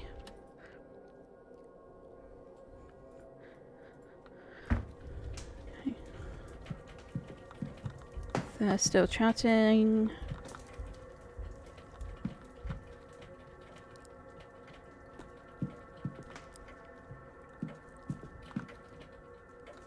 Oh, they're looking at me, so maybe I can't. Let's talk to her. Mr. Ward. Discuss evidence. Okay. Do you know what the strange device is? Step 1. I got the garish green tube. You can tell this place lacks a woman's touch. Okay, so you don't know. Let's talk about this. Have you recently removed a ring? I may or may not have. In either case, it's none of your concern. Maybe I want to flirt with you. You thought about that one? It's an interesting brooch. Well, it's actually very... Yeah, I tell you, but it's a secret. It's one of those hush-hush secret society things, you see. That defeats the point of it being a secret society. Your story is, has anyone ever been poisoned? Of course. I've used them all. Arsenic, cyanide, strychnine, but my real favourite is thallium. It's tasteless and odourless, you see. It's very believable that a victim could ingest it without it knowing. And that's a relatively new substance. The reader can believe it when a doctor misdiagnoses it as severe gastroenteritis. Gastroenteritis. You thought what? That's just it. What's wrong with gastroenteritis? I'm just agreeing with you. Don't recall which one was saying, near me, I know that. I overheard her and Miss Quinn arguing the other night. Not sure of the actual room. I don't recall seeing her coming and going from any room in particular. Okay. Is there a reason to believe your husband was writing to someone he shouldn't have been before his death? Oh, do I? My Cecil was quite the wordsmith, and it'd be had me fall for him in the first place. And if only he had the decency to save those love letters for me. Why don't you tell me about the Hermetic Order of the Golden Dawn? Oh, well, Mr. Wood, I'm not sure I should say anything at all. I wouldn't want to betray their trust in me, you understand. Okay, that's fair. Are these all talked about? Have you ever used an affair on infidelity as a plot twist in the book? You know, if you just read my books, but yes, I did once. A woman's husband cheated on her. The reconciliation night was his alibi for a murder. In hindsight, I do not think I did justice to how devastating it can be. Though to visit the story now, who would need another alibi? Disdain. Oh, what's your timetable, actually? What are your plans while you're here, Miss Darcy? By attendance for Mrs. Blake's talk at 11 and Miss Mantovoni's at 5, certainly. I suppose I have to make time for my lunch at 1. I plan to retire to my bedroom for some writing at 3. I suppose hard work and play hard, Mr. Ward, so after that I should pay a visit to the bar in the evenings too. Then on Sunday, keep things light. I think church at 11 for my sins, then back to my room for some writing before lunch at 1. And of course I don't know if I can face the seance without some liquid courage first. You're an alcoholic, okay. You got any strange dreams? They're the most peculiar dreams since coming here. Really? Please do tell me more about your half-remembered slumbers. Honestly, before, there's so many real and tangible things happening here, and you want to discuss dreams? Okay, so you haven't had the dream. Hey, why are you so disdain? You seem unimpressed with something, Miss Darcy. Do I? I suppose if you want to know what it is with you, When I see you since coming here, I've had a great many things on my mind, and none of them are to do with the man I just met. Cool. You got any hauntings? I mean, hearing taught the manor is haunted. Have you seen anything like that for yourself? If you had said that to me not 2 weeks ago, I'd have rolled my eyes at you, sir. But this place has changed my mind on ghosts. Strange. We do the whole thing. I can't help but feel like strange things happen in this place. Tricks of the light and imagination, Mr. Ward, most certainly. I mean, aren't they? Last one. What's your opinion on the seance? I hope so. It's a long way to come for a failure, but I'm sure all these experts, how hard can it be? I'm still struggling to understand the significance between asking a medium to tell me a ghost's name and asking the ghost itself. It's all the same to me as long as the ghost leaves afterwards. That's the part I'm interested in. Okay. Good day, Mrs. Darcy. Good day, Mr. Ward. Okay. I want to talk to you. May I be of service? Yes, because I want to discuss evidence with you. We've talked Mrs. Dean's room. Okay. So let's go with mysterious object. Someone seems to have put strange objects inside the luggage room break. Did well. I'm sure they had a good reason for it, though I can't imagine what it would be. Thank you for bringing it to my attention. The groundman will have all the teals to deal with this, I'm sure. You seem unhappy. You're alright, sir. You look rather perturbed and perfectly fine. My mind is on the hotel and the event, of course. Okay, that's all I have. I need nothing else. Thank you. Certainly. Okay.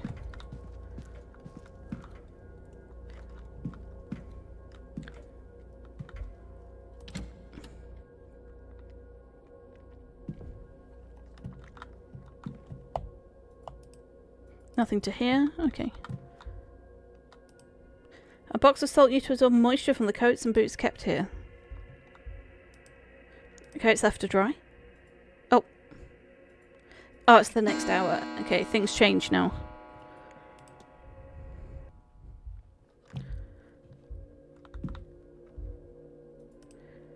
Crates are empty other than rotting turnips. Cheap coat for such an expensive hotel. Lightly perfumed coat. There is more in the pocket. Miss Dean, I'd like to speak with you. Perhaps Sunday bar at 5 p.m. Ooh. That is just Miss Dean, which makes me wonder if this is her coat. And then she is supposed to have left. Ooh. Nothing in the pockets. Okay. Please don't be mad at me. Okay, no one's mad at me. That's good. Right. You're still here. Okay. Okay. Where are people? Brave family courtyard, maybe? Where is... If we look at timetable and we look at the other guy that we were talking to. Front courtyard. How the fuck do I get there? Is that just like out here? No, out here. Okay, let's talk to him then if he's out here.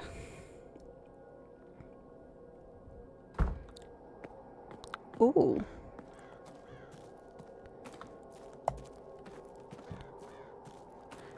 I think he's over there. Well, someone's over here. Oh yeah, it's him. Hi, but I also want to look at this. A bronze statue of the lady. It's not that old, perhaps a few years, perhaps.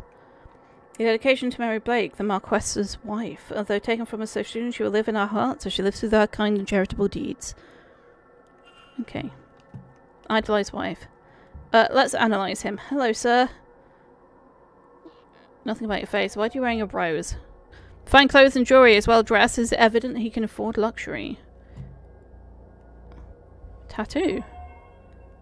Curious tattoo. A finely crafted tattoo and a design I don't recognize. No, it's on the trunk! All observations. I want to talk about your tattoo, sir. I love how you're remembering more stuff than the detective. Hello again, my friend.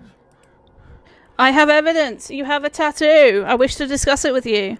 It's an unusual tattoo, if I might ask about it. Oh, this? It's Mammon Bright's Viva, her mark. Consider it a devotion symbol. I'm an Ogden of hers, a priest as such. She is our lower of life and death, I suppose. Your analogy to a lower would be a saint. She is born of your pagan goddess Bridget. Her believers took her with them when they fled to America. I guess the journey changed her for a better way to explain it. Okay.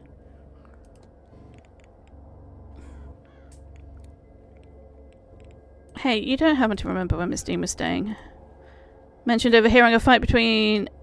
outside her room, room 13. Like outside her room, so opposite, maybe? Okay.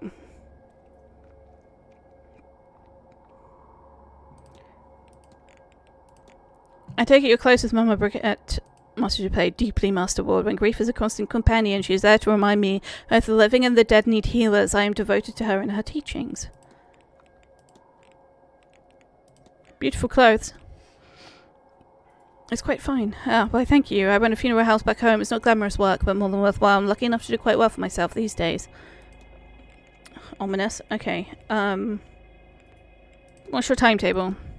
Any plans for the weekend? Plenty, though I have a specially busy day tomorrow, so I think I'll take today a little easier. Well, first of all, how could I resist a talk from my resident mystic, Miss Mantovani? I'll be in attendance at 5 p.m.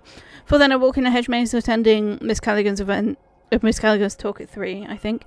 I don't like to wear myself out before the ball, so I won't be doing much before that the day. And then tomorrow, there's lunch in the dining hall at 1. I think I'll have a late nap at 5. I suspect it will be a long evening. I also have a scrying session with Miss Callahan at 11. I'm attending her nephew's talk at 3. I'll certainly join the silent dinner at 8. I'm hoping a certain spirit might attend. Then we reach the big moment, the seance. I assume we'll see you there.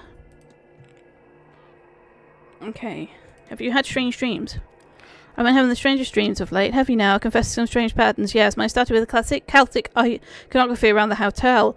He's had it too! Standing stone spirals, all that. It was all in the manor walls at first, but the more often I dreamt it, the more I'm seeing the same elements. But now my funeral parlour at home. That sounds unnerving. At first I found it quite comforting, the views of home, crystal clear, and helped my homesickness. And once I realised I could not reach home, then yes, unnerving. I could only ever find my way to the seance, or what I took to represent that, at least. It's given me some apprehension about attending, I cannot lie. I've already been here the longest, at least from the guests any longer, and I feel this place will get its claws into me for good. Another person that experienced the same dream as Miss Dean, and can I find 2 more? Tell me more about the goddess thingy. Do you know the goddess Brid? I do. A friend of mine was priestess of hers. Brid is not one of the sovereignty goddesses, but in some ways she should have been. When the Catholic Church came to here, she alone was deemed too powerful to be swept under the rug, so they canonized her. Saint Bridget of Kildare she became. A lot of the same domains: husbandry, midwifery, healing. You may have noticed her crosses hung along the walls of the manor. My own lower, Madame Brigitte, is said to be part of the old goddess who fled the church and was changed in that journey. It's interesting, isn't it? 3 versions of one goddess, all distinct yet so similar, all back together under this roof, so to speak. Interesting. Hey, do you know about the strange device thing? I think the butler did it. Of course, most wondrous thing. I don't have the faintest idea what it does, but it's very impressive. Okay, washerwoman. I witnessed a person washing clothes in the Phantom when I arrived. I wonder if you've experienced anything like this. I'm not sure, but I believe there's a creature here, a variant of the more well-known Beans Hilda. Instead of keening or singing to the forewarn of death, other creatures washes the clothes of the doomed soul. I think she's called the Bean Nye or Washerwoman. I suspect there are entries of her in the library. That's where we need to go. Hauntings. Without talk about this place being haunted, have you experienced anything of the sort? Old Manor is haunted, alright. There's souls around every corner. Some are more accepted than others, but none of them are doing well. They wouldn't if they were doing here after all. The whispering in many of the rooms is just as listen for it. They'll be kept here by some fetter, unfinished business, or a permanent artifact. The question is what that fetter is. Hey, talk to me about fetters so I can help. What do you know about fetters? Chains, Mr. Ward. Physically, yes, and spiritually. The ghost can no more escape its fetters than we can the chains in a cell, unless, of course, there's a key. Fetters are an impermanent then. Can they be undone? Oh, yes, some spirits need to simply release their sorrow. Many need help to do so. But some ghosts are changed to worldly objects. In these cases, permanence is likely the intent. So you're saying fetters can be made? I've made them, Mr. Ward, though only ever as a last resort. Okay.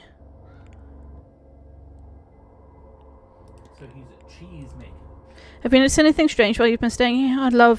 It would be the place for that. I keep finding ash on my clothes. I don't have the faintest idea where it's coming from. Admittedly, I was afraid that... Well, I brought an urn with me. Thankfully, the lid is on tight. What are your feelings on this grand seance, Mr. Dupre? I must tell you, Mr. Ward, I'm no stranger to death, assuredly no stranger to spirits. But never before have I heard one speak as compelling as it is to be. The chill in my bones endures. You believe there's a risk. I'm sure Miss Mantovani will take good care of us, but I am the undertaker, Mr. Ward. I have welcomed the vengeful death, those unwanted, those unclean, or two in between to find their gods. And I fear we forget that people after death are simply themselves with nothing left to lose. Okay, that's all I have to talk to you about. Not at all, Mr. Ward. But I won't keep you. I mean, I like you. You're the nicest of all of them so far. Okay. We need to go to the library. So.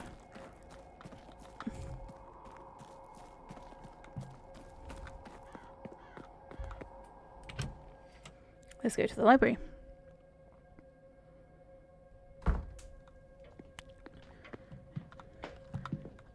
I say completely lost as to where the library is. I'm sure there'll be signs.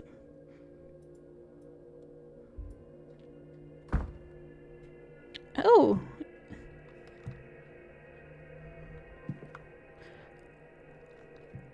Hi! Okay. A brooch thing? Hand-me-down Irish keepsake, an old brooch in an Irish style. The image of it is an old oak tree.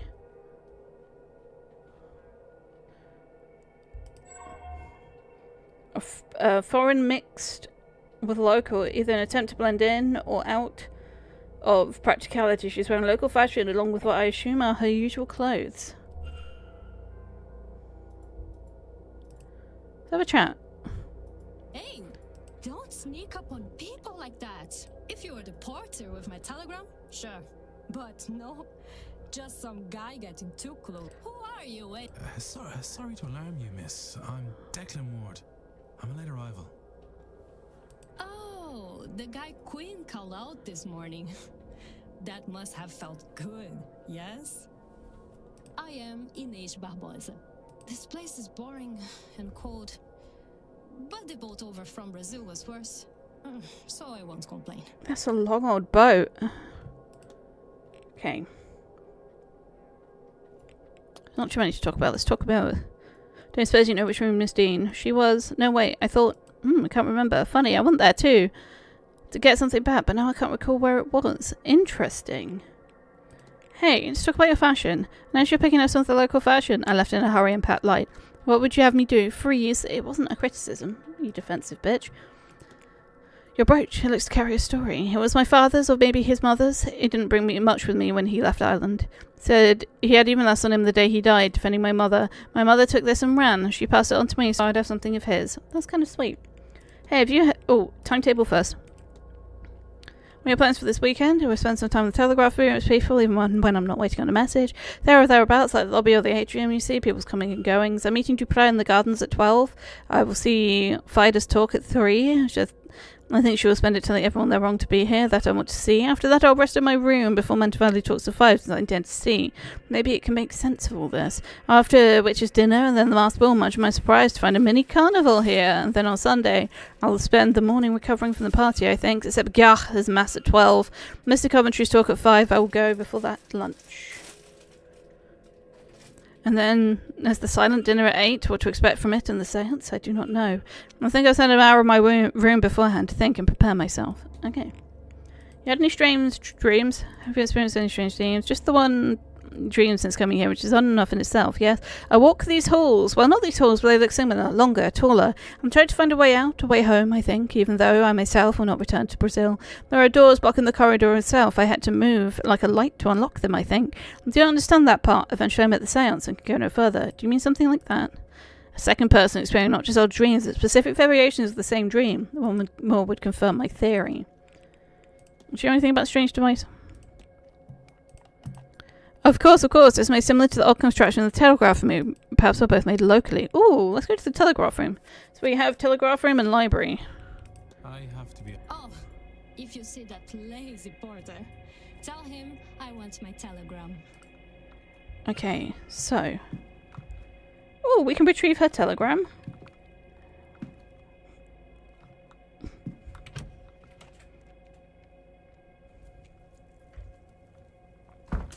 Let's be nice. Maybe she'll tell us more stuff. That's the cloakroom. That's the luggage room. Telegram room. I love the art style of this game.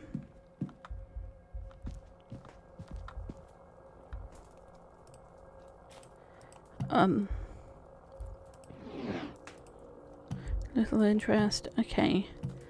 Where is the porter then?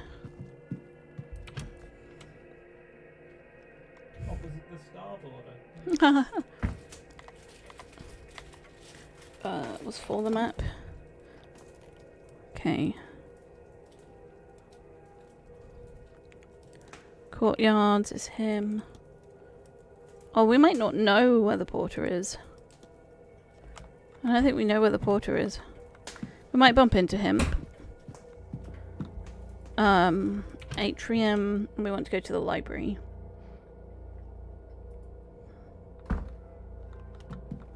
Drawing room. Actually, that is the library. I have a curious. A suitably clean washroom. Okay, so that's just fine. Let's have a look. Crystal, it seems decorative, though oddly it appears to have seen some use. Okay. Clay, hello, how are you doing? We're investigating an Irish manor. Oh my goodness, where did I go? Oh, I know where I am. This isn't where I want to be. How are you doing today? Okay, let's try this again. Library. Nailed it. Anyone in the library?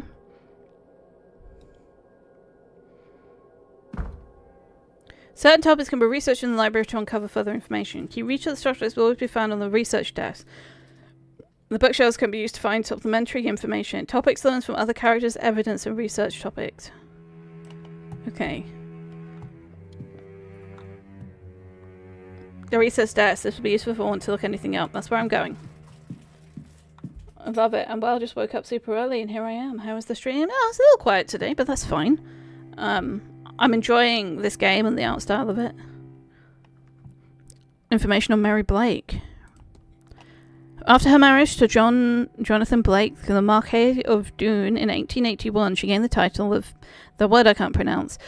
Blake established the Blake Foundation in 1890. The foundation, she constructed and funded several orphanages, ragged schools, and widows' almshouses in impoverished rural towns and villages across Connacht. She committed much of the Blake fortune to the foundation and organised fundraising events across Ireland and Great Britain. She spent her free time teaching English in one of the foundation's local schools and privately funded the university education of over 40 pupils. Blake took a position of philanthropist and charity worker, acting as a pillar of her community and the very image of a God-fearing woman till her death in 1894. So a couple of years ago.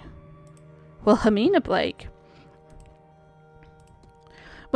was born on 1788 to Thomas Blake, the 6th Marquess of Doon. She disappeared without a trace on the night of October 29th, 1828. She had a passion for music from an early age and was often called upon to entertain her father's guests with piano recitals in the drawing room.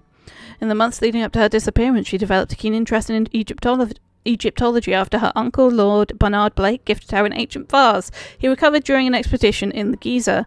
The vase disappeared on the same night as Lady Blake. Her father experienced episodes of melancholy in his later years and would roam the grounds searching for his daughters, adamant that she never left Blake Manor. Her whereabouts of fate remain unknown. That's similar to our friend. I want religion, I think. Copies of the Bible sit here with core text of other faith. Interesting to see it openly displayed. To some, this would be blasphemous. Is there anything I want to look up? Oh. I did, actually, but I guess not. Like history. Irish history, maybe? Is there anything I want to look up? Aha! Looked up keening. Keening or lamenting over the dead is an ancient custom practice in Ireland with origins tracing back to Eastern traditions. The Irish word for keening is seeing, closely resembles the Hebrew sina, both meaning lamentation or weeping with the clapping of hands. Traditionally, Irish bards are funeral songs that address the deceased genealogy, rank, possessions, virtues and vices, but over time, hired mourners, often women, took over. Until the middle of last century, where the custom was very generally adhered to in Ireland, as well as families of highest condition among those of the lower orders. Over the late years, the custom has fallen greatly into disuse and is now a rare occurrence, except of some very few old families, and among the peasantry, it has become more of a wordless, mournful cry. Standing stones. Standing stones, or mehia, are large, deliberately placed stones around the world, but especially in Ireland. There is no consensus on the purpose of standing stones. There are no records detailing it, nor any surviving traditions that can be reliably traced. However, there are several theories as to their purpose. Most commonly held would posit that they marked the boundaries of territories, or that they had ritual significance in old druidic religion. Some mehia, cloth fada in the Irish tongue, are found to be inscribed with long forgotten and therefore indiscernible language. Okay. Oh, we've looked. It's the same. It's the same area. There's just a lot of books on it. Okay, what about this? World history. Anything I want to look up? Carnival.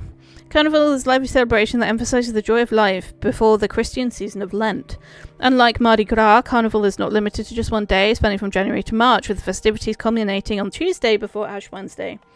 The celebrations are marked by vibrant floats, elaborate costumes, and massive parades, with the rhythm, participation, and style of costumes varying from region to region.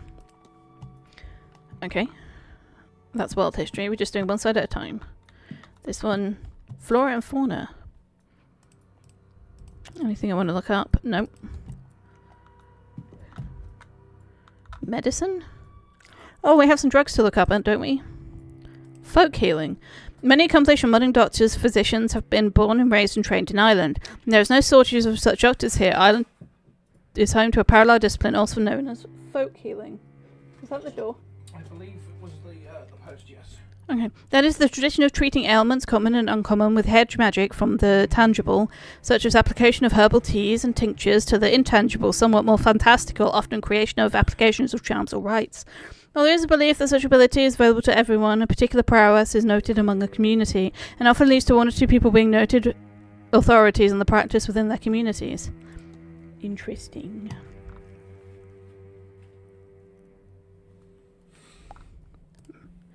Medicine in general.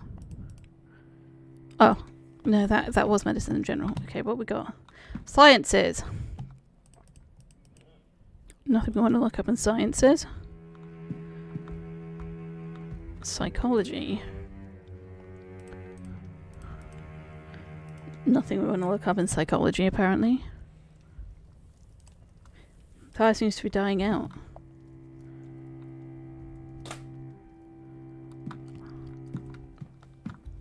Archaeology.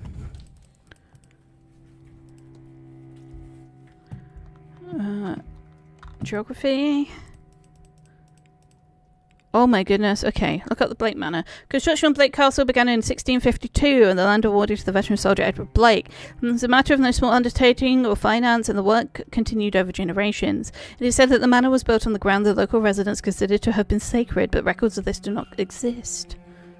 Everyone's always building shit on sacred ground. It's just a bad idea. Look up the Connacht region. The westernmost province of Ireland, once a collection of kingdoms, a site of land and witness to two of the most terrible battles in Irish history. While interceded with great periods of peace, Connacht has a history of warfare, party to Irish rebellion against the crown, aided by French forces, and back drop to the Cromwellian conquest, Connacht is such a contested stronghold of Irish culture.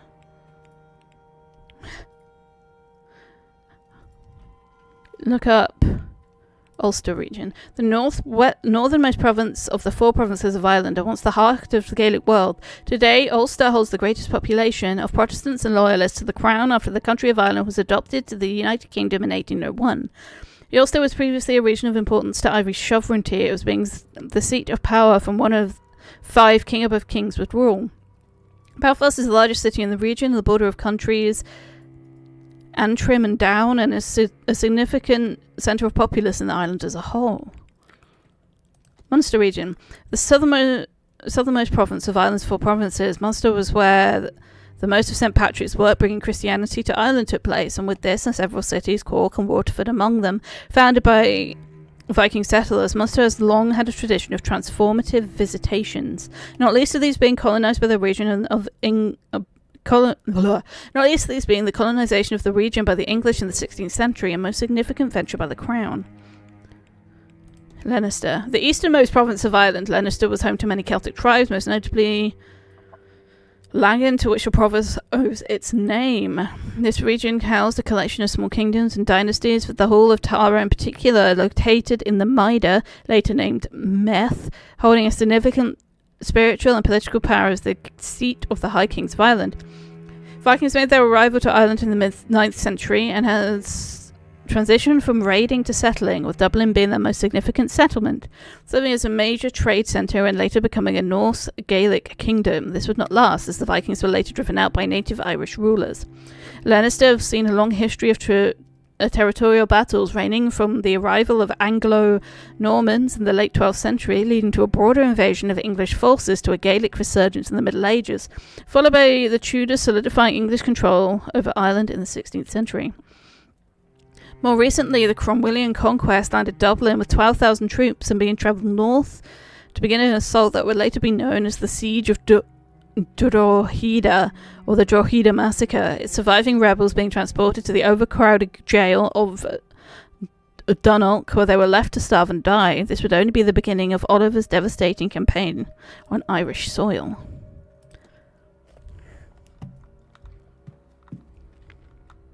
World mythology might be one that we need to look up. Okay.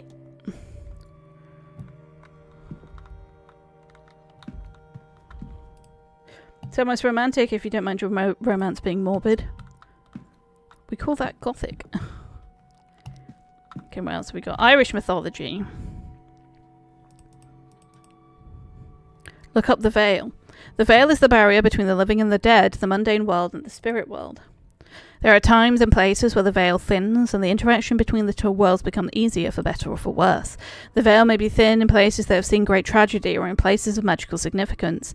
As for a time is known that the veil is thinnest on All Hallows Eve, and this may be when spirits of all kinds may walk the earth. And it's been seen by those who would usually not encounter such things. It is also when communication through the veil is easiest. As such, traditionally any attempts to contact the dead are made in this period of the year. They are known to be the most successful at this time. That's why the seance is happening soon. Irish folklore. What we got in here? Oh, here we go. Look up the Fia Gorta. The Fia Gorta, literally the man of hunger, is a type of apparition that is linked to the Great Famine. Although there are alternative accounts that consider it an omen of further famines to come. Taking the form of a starving person, the Fia Gorta is the spirit of hunger who will follow people and ask for food. Should it catch its prey, it will not hesitate to consume them to satisfy its hunger. It is always unsuccessful in quenching its hunger, then seeks out a new victim. Look up the washerwoman. The washerwoman, or the bean nigh, is an instance of the other folk providing unwelcome news without exhibiting aggression or violence. The apparition is said to appear before battle, where she will be seen washing the bloody armour of those to die, as if they are already dead. It is said she appears at the battle grounds as she feeds off the grief. Perhaps that's why she shows the vision of those to die. Okay. Spiritualism. Oh, maybe this has the people that we want to look up. Ah, here we go. Look up the Hermetic Order of Golden Dawn. To the layperson, not much is known about the Hermetic Order of Golden Dawn, hence First Golden Dawn. It's a secret magical society founded in England, although is rumoured to have had further branches. Reportedly, the Golden Dawn's focus is on divine magic and spiritual development, though the specifics of this are unknown. Despite the Golden Dawn's enigmatic nature, its members may be recognized by its symbol, a Latin cross with a rose at its center and a pentagram and several alchemical symbols on each arm. Tarot cards. Originally a type of card deck used for various Italian games, the tarot card was later adopted by the French for use in divination or cartomancy. This being a publication unconcerned with such mundane issues as simple card games, we will disregard the traditional use for its magical cousin. A tarot deck consists of 78 cards and 2 arcana, the 21 major arcana being face cards and the minor arcana being suits. The minor arcana is divided into 4 suits, wands, swords, cups, and coins, and consists of cards of the number of 1 to 10 and 4 court cards. Each major arcana has a specific meaning, as does every suit and its cards therein, and every card has another meaning again if drawn in the reverse position. Tarot cards are drawn by one in formation and read with consideration of their individual meaning and their position in the drawer. They are typically consulted with the matters of love and fortune, but can be asked a great many things, and in general are favoured for their versatility. Seances. A seance is a ritual used to speak with the dead, typically hosted by a spiritual medium, but attended and aided by a number of guests. A spirit is called upon by the medium and asked questions. It will answer them through physical means, such as moving a glass on a board, through audible means, such as knocking, or if one is so lucky, the possession of one of those at the table. In this case, the spirit is frequently able to articulate itself better, although it may find to be a distressing sight. Seances are typically used by still living loved ones to speak to those they have lost, or to divine secrets known only to the dead. Ghosts. There's much debate over the true nature of ghosts and even their existence in the first place, but there are 2 major prevailing theories. The first is that a ghost is a remnant of a person, a soul that, for whatever reason, has not passed on. This sort of ghost is typically attributed to the need for some desire of the soul or the person was to be sated, be it revenge, ambition, or love. In a similar vein, they frequently cling to some object or place of importance, unable to complete whatever business holds them in their new state. A secondary, less discussed but widely credited theory is the cause of apparitions as a manifestation of emotional trauma. In this theory, it is thought that human beings are capable of imparting such emotion that forever affects the location that witnesses it. In this case, it is not the spirit itself that haunts the place, but the event, typically a harrowing death, imprinting itself upon a space. There are theories that are not inclusive and could very well exist alongside each other, such as the prevalence of spirits that seem unlikely to both are not true. Look up mystics. There exists among certain people predisposed sensing and invoking the ebb and flow of spiritual worlds and its denizens. These people, often called mystics, indeed, as I will refer to them here, pose a unique magical capability. They are able to sense the supernatural and otherworldly, and in doing so provide the means of communication with it, often using themselves as a go-between. This is most commonly achieved by invoking a trace or otherwise altered state through spell, prayer, or ritual, and inviting either a spirit or higher power or a denizen from another world to speak through them. Okay. I need a drink after that. Holy fuck.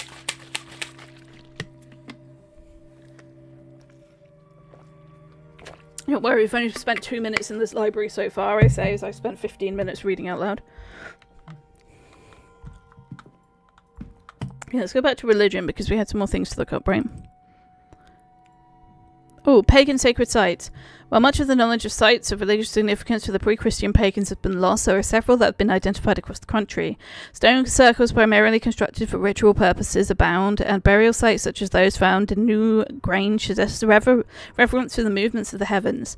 Some old sacred sites seem to be co-opted into modern tradition, as there remains a tradition of a lone oak tree being best left undisturbed so as not to upset the otherworldly spirits. A superstition which does not hold the same prevalence of longevity as the other parts in the United Kingdom. Okay. Was there something else we wanted to look up? Okay. So that took time. Oh, we can look up... Okay. Originally the English-based blacks of this branch of the family is now resident in Ireland's Connacht region, and the descendants of the illustrations war veteran Edward Blake, who served in the Cromwellian conquest of Ireland. Rewarded for his service and valour, Blake was rewarded some of the seized land, which he now built the manor known as Blake Manor. While there are, it must be admitted, a number of ghoulish tales about Edward Blake and his subsequent family line, these should not be paid heed, for surely they indicate nothing more than superstition and occasional local unrest. Mary Blake, which has taken a minute to look up. Mary was born in the Galway-based merchant family of Adam Brown and his wife Elspeth in 1860. She met Jonathan Blake and the Marquess of Doon during her presentation to the society when they came of age. They wed the following year and took the title of the thing I can't pronounce. Mrs. Blake established the Blake Foundation in 1890. The foundation in America has constructed and funded several orphanage record schools, and with aim houses were across committed much of the Blake fortune. She spent free time teaching English. Okay, there's just slightly more in the... Okay. Walter Blake. There's nothing here about Walter yet. Okay. Jonathan Blake, the current Marquess of Doon and the ninth person to hold that title. The title was passed down to him by Richard Blake, son of William Blake. William Blake is said to be a stern and ruthless man who would do anything for the betterment of his family. Richard Blake was considered quite the opposite. His interest kept him from the manor, and on the passing of Paris... And on his passing in Paris, Jonathan Blake opened the Grand Star Hotel in 1870 to help revitalise the land post-famine. Not much else is recorded about him. He does not seem to have undertaken many other exploits. Okay, we're looking at Wilhelmina now. Wilhelmina August Blake was born in 1788 to Thomas Blake, the 6th Marquess of Doon. She disappeared without a trace on the night of October 29th, 1820. She had a passion for music from an early age. We read that bit. Egyptology. Okay. And then Edward Blake. Edward Blake, 1630 to 1703, was an Englishman serving in the Cromwellian conquest of Ireland by the then English Commonwealth. He was a notable figure among the English forces and was credited for the success by Cromwell himself, who awarded him a significant parcel conquer land in Connacht. The Blakes have gone on to become a significant figurehead in their community and have upheld their position for a few hundred years. Okay. Let me double check. Was there more Cromwell we wanted to look up, right? Oh. The Great Famine. It's less than 50 years since the Great Hunger that lasted from 45 to 52. The Blake wiped out most potato crops. Most of the population relied on that to survive, as the English rule exported every other resource from the country: peas, beans, rabbits, fish, honey, and more. On top of this, the English corn laws blocked the import of any grain, despite the obvious need for relief. The loss of life from this period is yet unknown, but deaths are estimated to be around 1 million, with another million fleeing from the country on coffin ships bound for America, Canada, Australia, and more. Anyone surviving something like that can't have but deep scars. My own parents refused to talk of it and grew dark when it was mentioned. It is unknown for how long it will take the country to recover. We looked up Keening, right? Let me double check.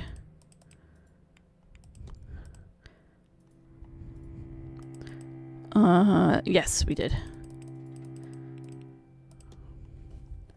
Okay.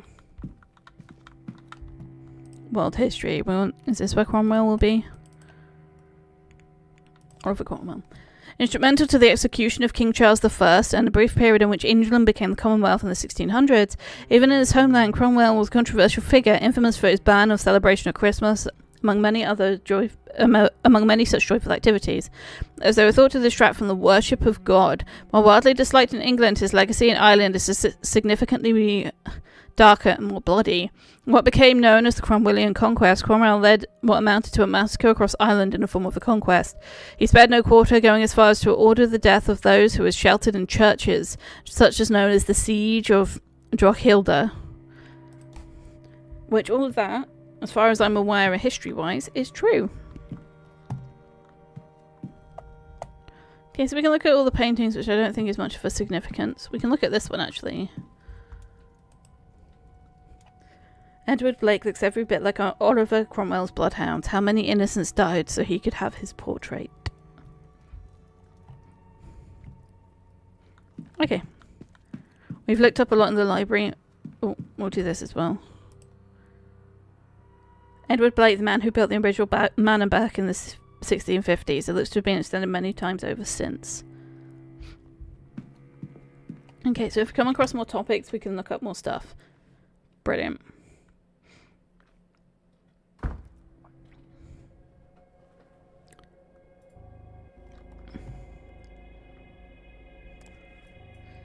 Okay, so where else can we go? Should we have a look at the basement? Let's have a little nosy.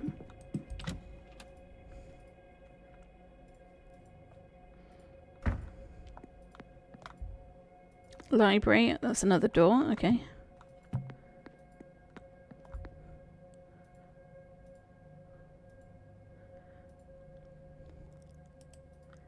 There's a handprint smudge along this plaque.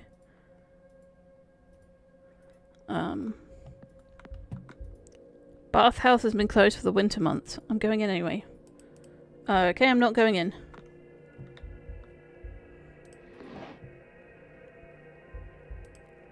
Book of Poetry. Oh, that's nice. Gardens. Staff only. It's locked, hasn't been open in a while. I bet there's nothing I need from here. Okay. Oh, that's not what I want. Ooh, this is knocked over. Why? Chair's been knocked off balance. Well, I noted it. This is also off kilter. Painting of a ladybird. Its frame is hanging askew. Does somebody pass this way?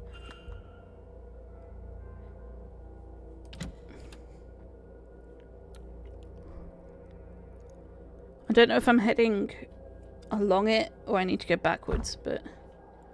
Oh, a person.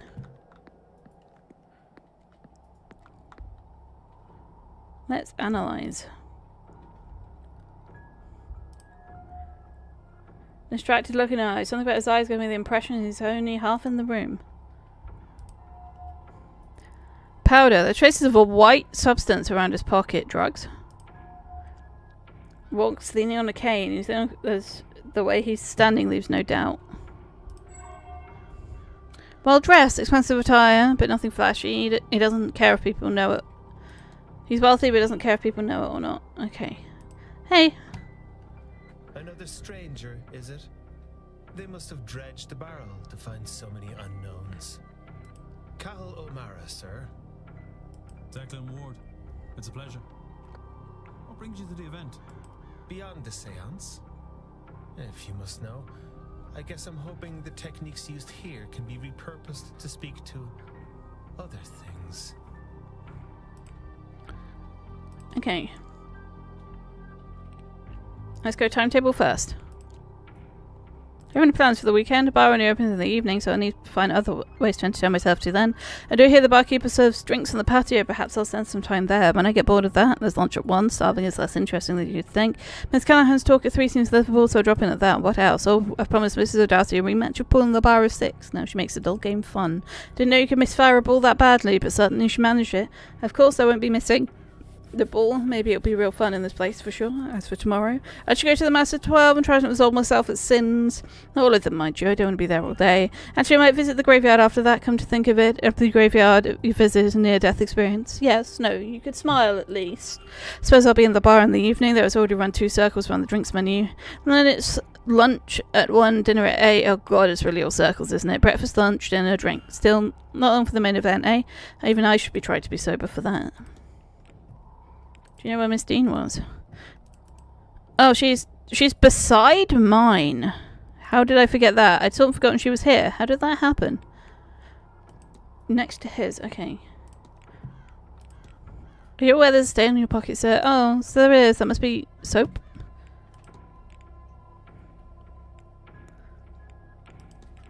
Why is that on gold? I want to compliment you on your clothes, fine attire. You noticed it, you've got an eye for that. Sort of nearly as sure as I get away with, but who's to care? Not me, I'm the one wearing it. Not there's much point. Not like I like what I'm wearing, I don't see much point in showing it off. There are grander things to be concerned with. Okay, and I hope it's nothing too serious. Oh, showing off while horse riding. What was I going to do when the mare spooked? Scared the daylights out of everyone, but I came out of it alright, aside from this. With luck, I'll be shot of it eventually. You have something on your mind, Mr. O'Mara? You seem distracted. I always do. Don't take it personally. It's not a comment on the company. Not right now, it isn't anyway. No, I just always had this look, I think. You had any strange dreams? So this place gives me the strangest dreams. Really? I haven't noticed anything like that. No, I don't think so anyway. What's a strange dream? I know dreams are always strange, but I can see how this place can inspire them. It just doesn't feel quite right. Or maybe I'm just hungover. I don't really have anything else to say to you. Don't let me keep you. So where is... Okay, so that's just fine. I want the map. I want ground floor. I haven't got a full map of everyone's rooms yet. I've only got 1 room. I need to get back in the office in the Let's check the lobby real quick. Ooh, what's this door?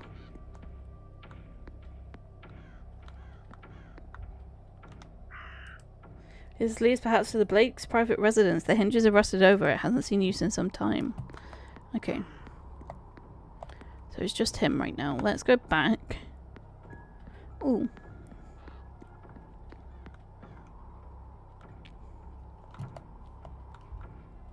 This is the ballroom. Okay. Sure. Start time's been open in a while. I suppose there's nothing I need from here. Okay, let's go back. See if we can get in the manager's office. But it says follow the trail, right? So if someone came in and went this way. Handprint. Painting of a stag, it's set askew. Okay.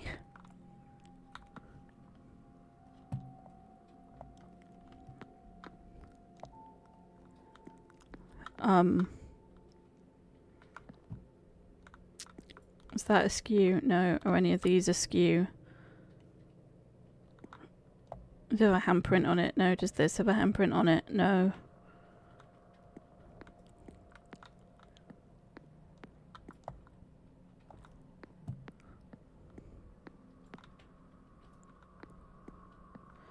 Okay. Stables.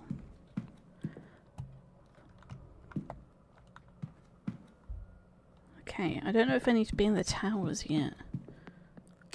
Oh, that's the stag that's set askew.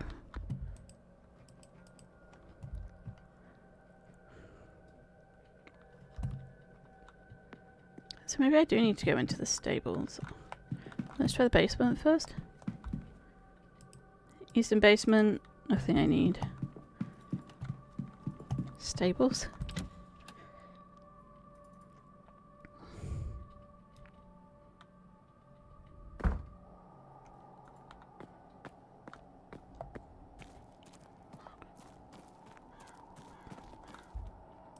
St. Bridget's Cross.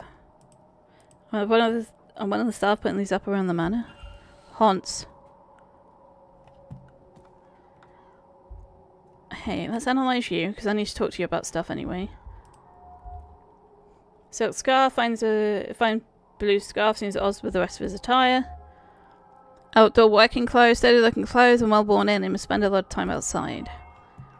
A scent of oats and sugar. I suspect he's got treats for the horses in his pockets. That's cute. Well, seems well used to people. If Miss Dean came this way, I doubt they would have been spooked.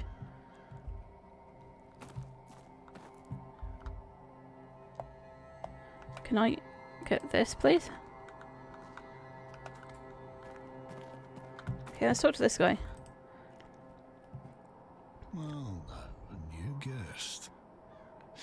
You made your way here without my help, then? I did. You would be the stable master, I take it. Aye, groundsman too. I trust your trip was a pleasant one. I've had worse. The roads out here are more robust than back east. Pleased to meet you. What should I call you? Ah, no, a conversationalist. I wasn't expecting that. If I'm spoken to as late as about that damn seance. Hunter, sir. Dara Hunter. Dara, Pleased okay. to meet you too, though I didn't get your name. It's Declan Ward. You're against the seance, then? No, not really. I just worry about her getting hurt. Them, you, the guests, I mean. Anyway, Mr. Ward, what can I do for you?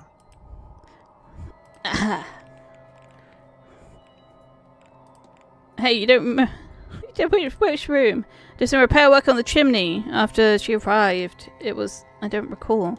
Everyone's forgotten. That's weird. Let's have a check of your timetable. Yeah, say no rest for the wicked. Pretending the horses most of the morning, working in the garden late afternoon. Mr. Valley doesn't need me for the ball tonight. And then tomorrow, we have a delivery all morning. That'll have me in the basement to unload. I have to tend to the gardens for a little while at 11 AM, so I'll step out for that.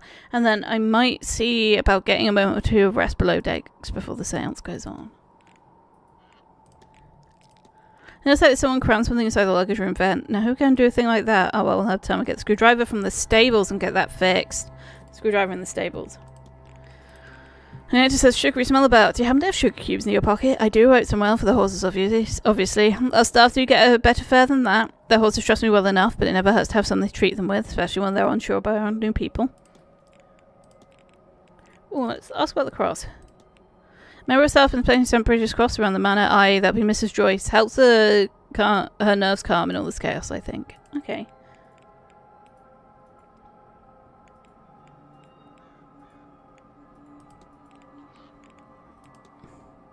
Oh, I forgot I can talk about people. You. Have you met Miss Dean? I have. Oh, doesn't do well to speak ill of the guests. Was she a frequent visitor to the manor? Can't say for sure, but 3 years I worked here and it was my first time meeting her. And the last, I expect. Oh, I'm too close to the next hour to do this.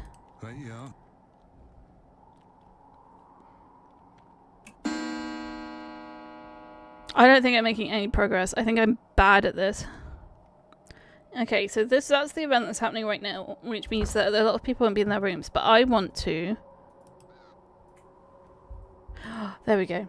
A piece of torn newspaper used to stop fresh paint from getting on the floor. It's dated Tuesday the 26th. The night Evelyn Dean went missing. Oh, what else? Hinge is new. The latch is ill-fitted as if trying to... and failing to match previous placement. No new coat of paint on the door that the others lack. This door was recently replaced. I wonder why.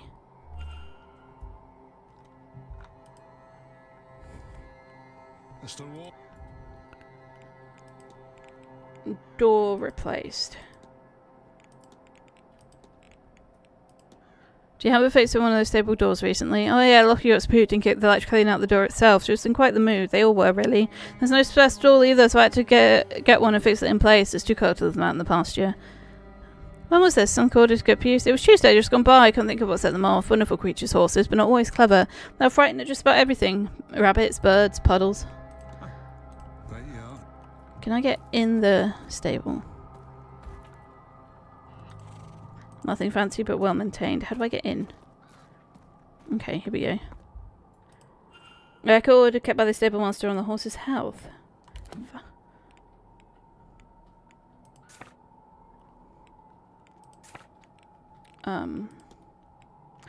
We're looking at Hunter right now, aren't we?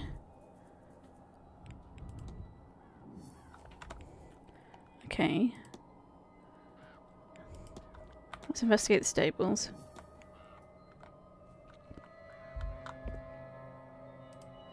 It's like a mess around the supplier expecting to deliver on Sunday at 9 AM. Then another person noticed taking the few hours to move it all into the basement. A safe presumably used to valuable guests when they go horse rides around the ground. It's possible that the stable master also stores personal items in here. What's the code for this? I have to turn left for the okay, I haven't found this yet, so I don't know. Can I check my evidence? Oh no,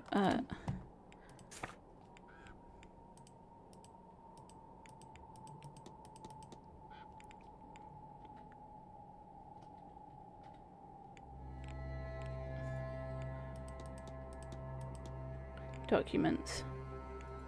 The letters. Okay, I can't check these. I can't read this, for example.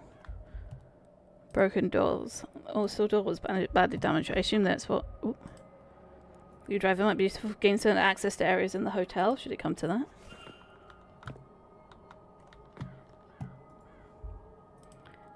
Somewhat less impressive once seen in this environment.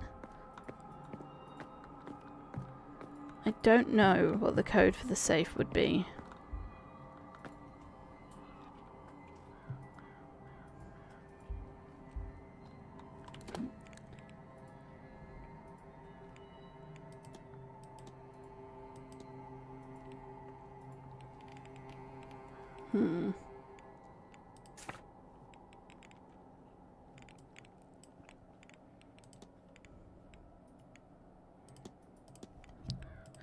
Okay, so what do we need to check for him? We need to investigate room 16. How do we get that? How do we get into the rooms? That's the thing I'm there like...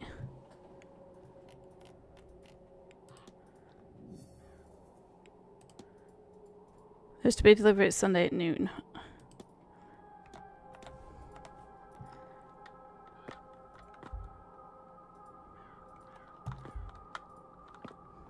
There's no numbers I can see around here. Right.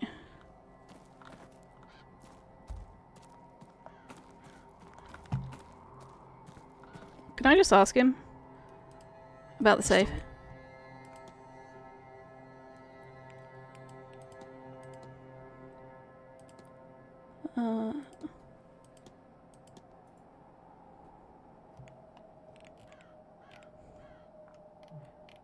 No.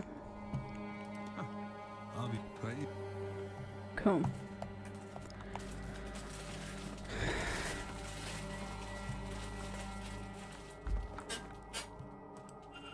So probably for deliveries and the likes. Okay. Oh.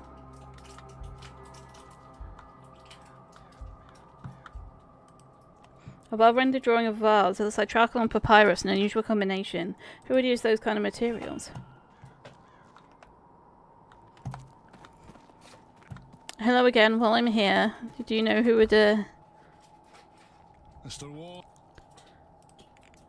Do you recognise this vase at all? It looks like the one Lady Wilhelm was holding in the paint in the atrium. Never seen it in person, though. Okay.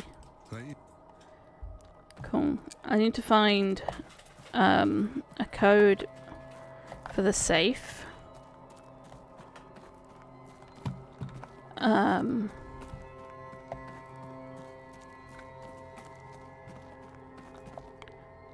detective visioning.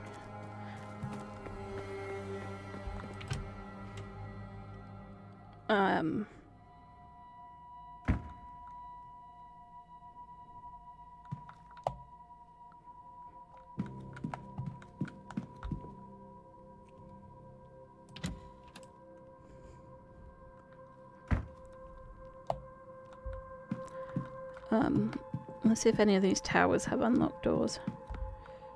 Southeast basement. I'll try that in a second. What's this? What's this? Another pattern like in the dream.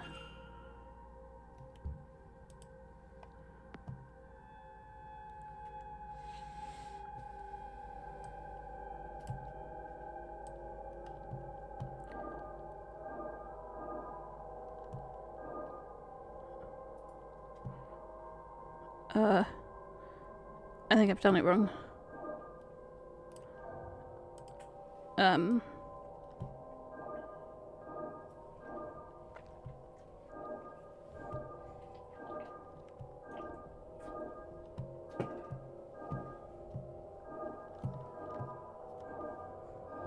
we go. There's a door hidden behind this wall. Am I still dreaming? Where are we? Let's have a look. The air is rotted in here. This is an unholy place.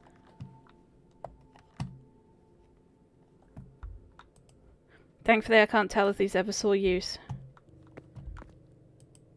It looks like bones. The skull appears to be human.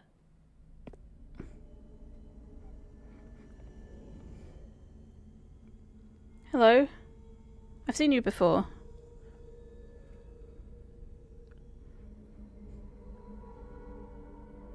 You're pointing... Oh, okay.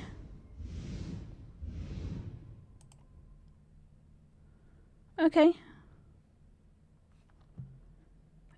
Oh no, there couldn't have been. My eyes are deceiving me. A hallucination caused by gas or mold. How could it explain these flames? Okay.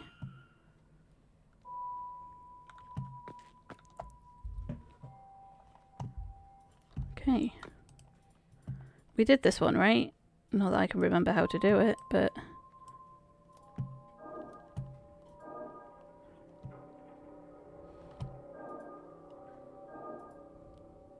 Nope. This is wrong, I think. Oh, maybe not.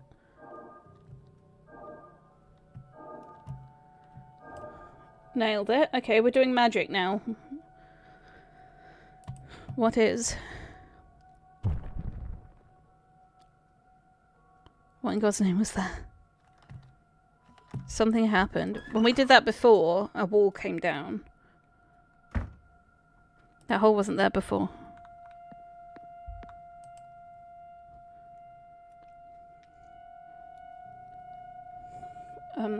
Where are we on the map? Oh, good. Sigil.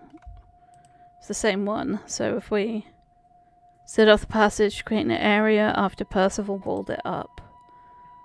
Let's use this.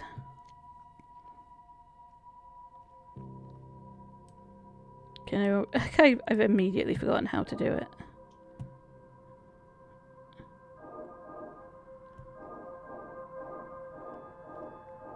This way, right?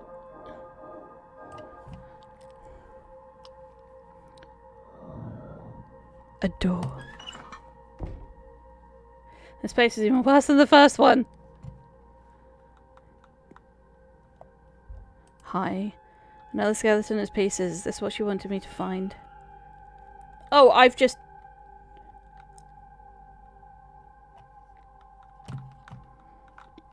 taken them. Of course.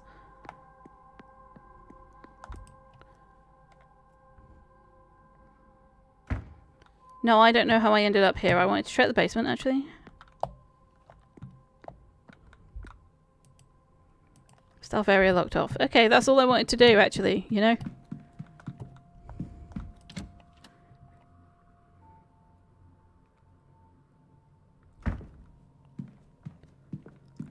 Right, where is this? Stables. Atrium, dining area, bar. Can't get into the dining room. Okay.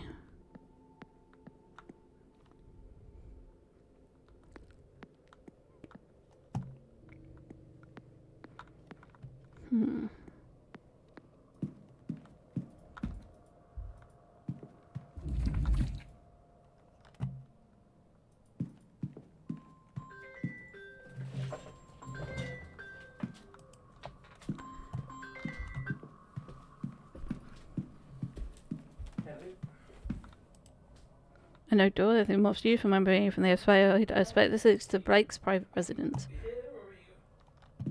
Okay, this might be.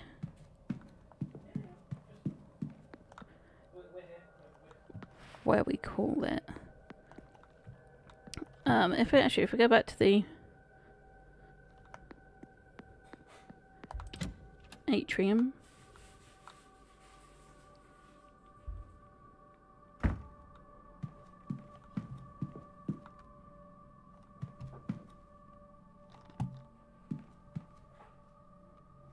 What's the drawing room? Is that where the talks are happening?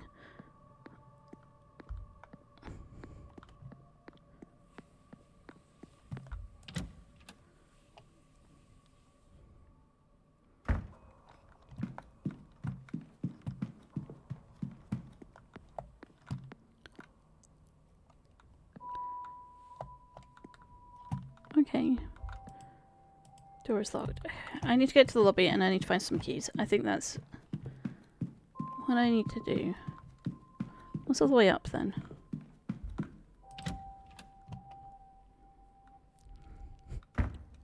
Okay.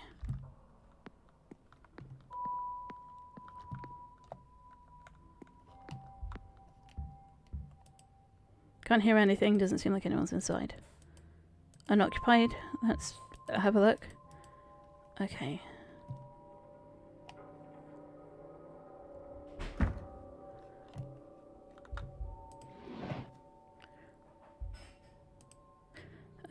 Copy of Frankenstein with modern Prometheus. Okay. Can't see anything of note. Look under. A box of matches was lost under here.